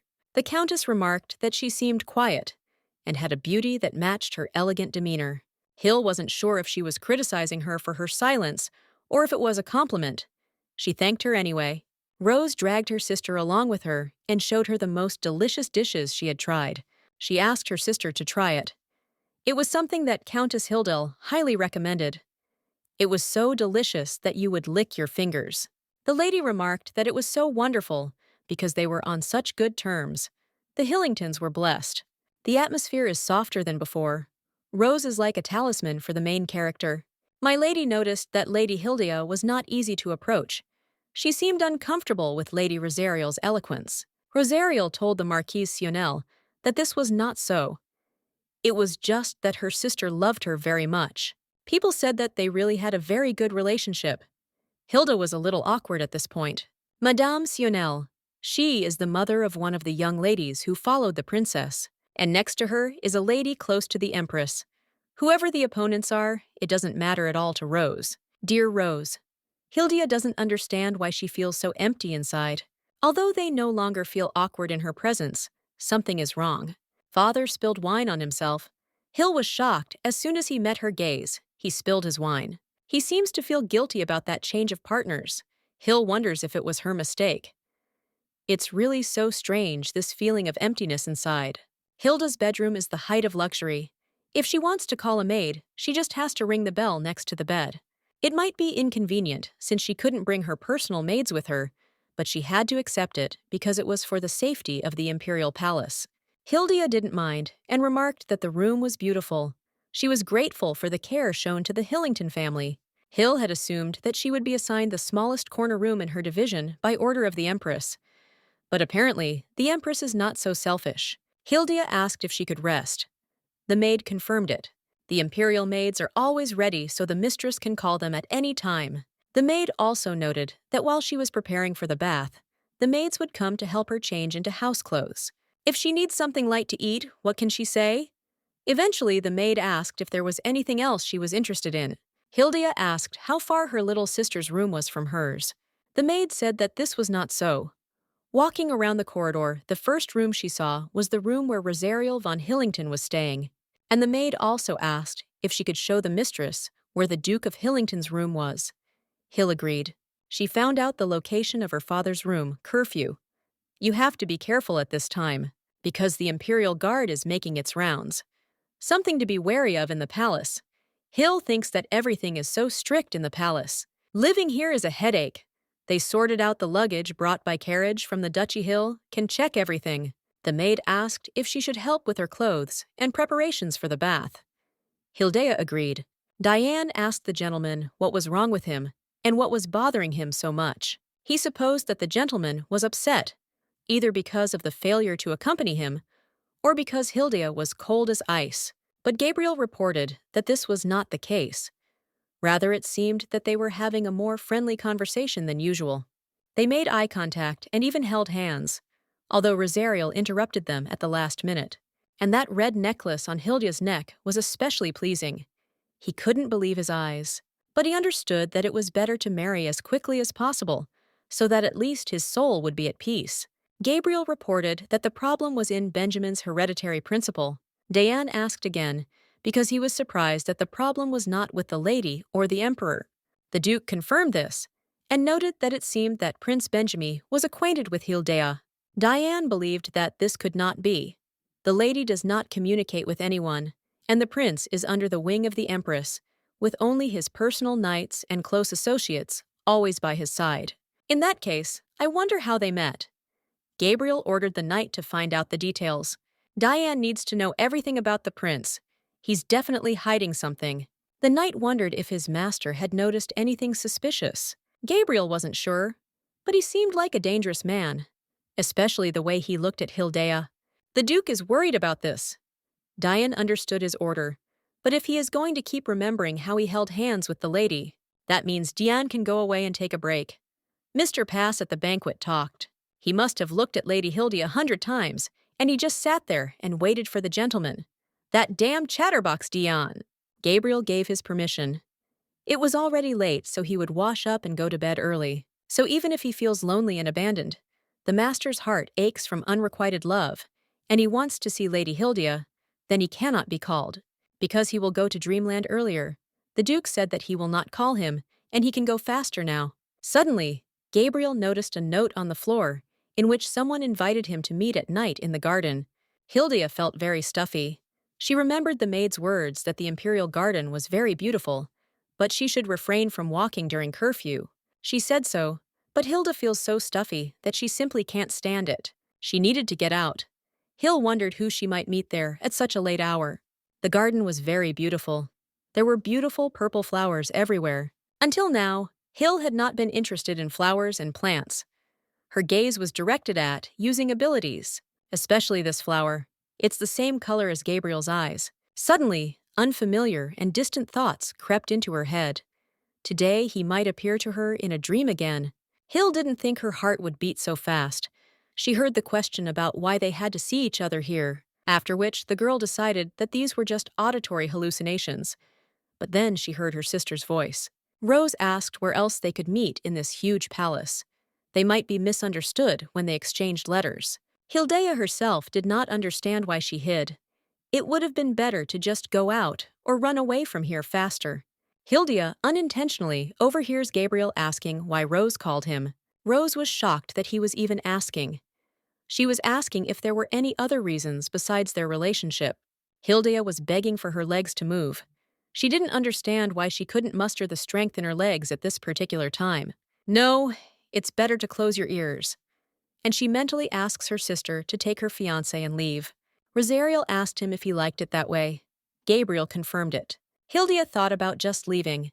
It wasn't like she couldn't stay here, but if she leaves, everything will end in an instant. However, she heard something about a proposal. The events move faster than in the original. They met much earlier than in the original. And of course, there was a lot of overlap. So this offer was natural. It was something Hill had been looking forward to. The Countess remarked that she seemed quiet and had a beauty that matched her elegant demeanor. Hill wasn't sure if she was criticizing her for her silence or if it was a compliment. She thanked her anyway. Rose dragged her sister along with her and showed her the most delicious dishes she had tried. She asked her sister to try it. It was something that Countess Hilldale highly recommended. It was so delicious that you would lick your fingers. The lady remarked that it was so wonderful because they were on such good terms. The Hillingtons were blessed. The atmosphere is softer than before. Rose is like a talisman for the main character. My lady noticed that Lady Hilda was not easy to approach. She seemed uncomfortable with Lady Rosarial's eloquence. Rosarial told the Marquise Sionel that this was not so. It was just that her sister loved her very much. People said that they really had a very good relationship. Hilda was a little awkward at this point. Madame Sionel. She is the mother of one of the young ladies who followed the princess. And next to her is a lady close to the Empress. Whoever the opponents are, it doesn't matter at all to Rose. Dear Rose Hilda doesn't understand why she feels so empty inside. Although they no longer feel awkward in her presence, something is wrong. Father spilled wine on himself. Hill was shocked as soon as he met her gaze. He spilled his wine. He seems to feel guilty about that change of partners. Hill wonders if it was her mistake. It's really so strange, this feeling of emptiness inside. Hilda's bedroom is the height of luxury. If she wants to call a maid, she just has to ring the bell next to the bed. It might be inconvenient, since she couldn't bring her personal maids with her, but she had to accept it because it was for the safety of the imperial palace. Hilda didn't mind, and remarked that the room was beautiful. She was grateful for the care shown to the Hillington family. Hill had assumed that she would be assigned the smallest corner room in her division, by order of the Empress. But apparently, the Empress is not so selfish. Hilda asked if she could rest. The maid confirmed it. The imperial maids are always ready so the mistress can call them at any time. The maid also noted that while she was preparing for the bath, the maids would come to help her change into house clothes. If she needs something light to eat, what can she say? Eventually, the maid asked if there was anything else she was interested in. Hilda asked how far her little sister's room was from hers. The maid said that this was not so. Walking around the corridor, the first room she saw was the room where Rosarial von Hillington was staying. And the maid also asked if she could show the mistress where the Duke of Hillington's room was. Hill agreed. She found out the location of her father's room curfew. You have to be careful at this time, because the Imperial Guard is making its rounds. Something to be wary of in the Palace. Hill thinks that everything is so strict in the palace. Living here is a headache. They sorted out the luggage brought by carriage from the Duchy Hill, can check everything. The maid asked if she should help with her clothes and preparations for the bath. Hilda agreed. Dayan asked the gentleman what was wrong with him and what was bothering him so much. He supposed that the gentleman was upset, either because of the failure to accompany him or because Hilda was cold as ice. But Gabriel reported that this was not the case. Rather, it seemed that they were having a more friendly conversation than usual.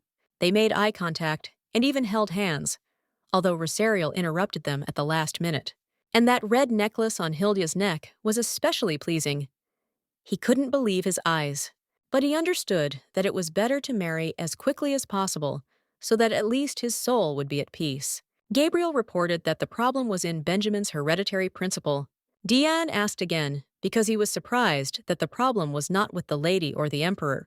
The Duke confirmed this and noted that it seemed that Prince Benjamin was acquainted with Hildias. Diane believed that this could not be. The lady does not communicate with anyone, and the prince is under the wing of the Empress, with only his personal knights and close associates always by his side. In that case, I wonder how they met. Gabriel ordered the knight to find out the details. Diane needs to know everything about the prince. He's definitely hiding something. The knight wondered if his master had noticed anything suspicious. Gabriel wasn't sure, but he seemed like a dangerous man, especially the way he looked at Hilda. The Duke is worried about this. Dion understood his order, but if he is going to keep remembering how he held hands with the lady, that means Diane can go away and take a break. Mr. Pass at the banquet talked. He must have looked at Lady Hilda 100 times, and he just sat there and waited for the gentleman. That damn chatterbox, Dion. Gabriel gave his permission. It was already late, so he would wash up and go to bed early. So even if he feels lonely and abandoned, the master's heart aches from unrequited love, and he wants to see Lady Hildia. Then he cannot be called, because he will go to Dreamland earlier. The Duke said that he will not call him, and he can go faster now. Suddenly, Gabriel noticed a note on the floor in which someone invited him to meet at night in the garden. Hildea felt very stuffy. She remembered the maid's words that the imperial garden was very beautiful, but she should refrain from walking during curfew. She said so, but Hilda feels so stuffy that she simply can't stand it. She needed to get out. Hill wondered who she might meet there at such a late hour. The garden was very beautiful. There were beautiful purple flowers everywhere. Until now, Hill had not been interested in flowers and plants. Her gaze was directed at using abilities, especially this flower. It's the same color as Gabriel's eyes. Suddenly, unfamiliar and distant thoughts crept into her head. Today, he might appear to her in a dream again. Hill didn't think her heart would beat so fast. She heard the question about why they had to see each other here, after which the girl decided that these were just auditory hallucinations. But then she heard her sister's voice. Rose asked where else they could meet in this huge palace. They might be misunderstood when they exchanged letters. Hildea herself did not understand why she hid. It would have been better to just go out or run away from here faster. Hildia unintentionally overhears Gabriel asking why Rose called him. Rose was shocked that he was even asking. She was asking if there were any other reasons besides their relationship. Hildea was begging for her legs to move. She didn't understand why she couldn't muster the strength in her legs at this particular time. No, it's better to close your ears. And she mentally asks her sister to take her fiancé and leave. Rosario asked him if he liked it that way. Gabriel confirmed it. Hildia thought about just leaving. It wasn't like she couldn't stay here, but if she leaves, everything will end in an instant. However, she heard something about a proposal. The events move faster than in the original. They met much earlier than in the original. And of course, there was a lot of overlap, so this offer was natural. It was something Hill had been looking forward to.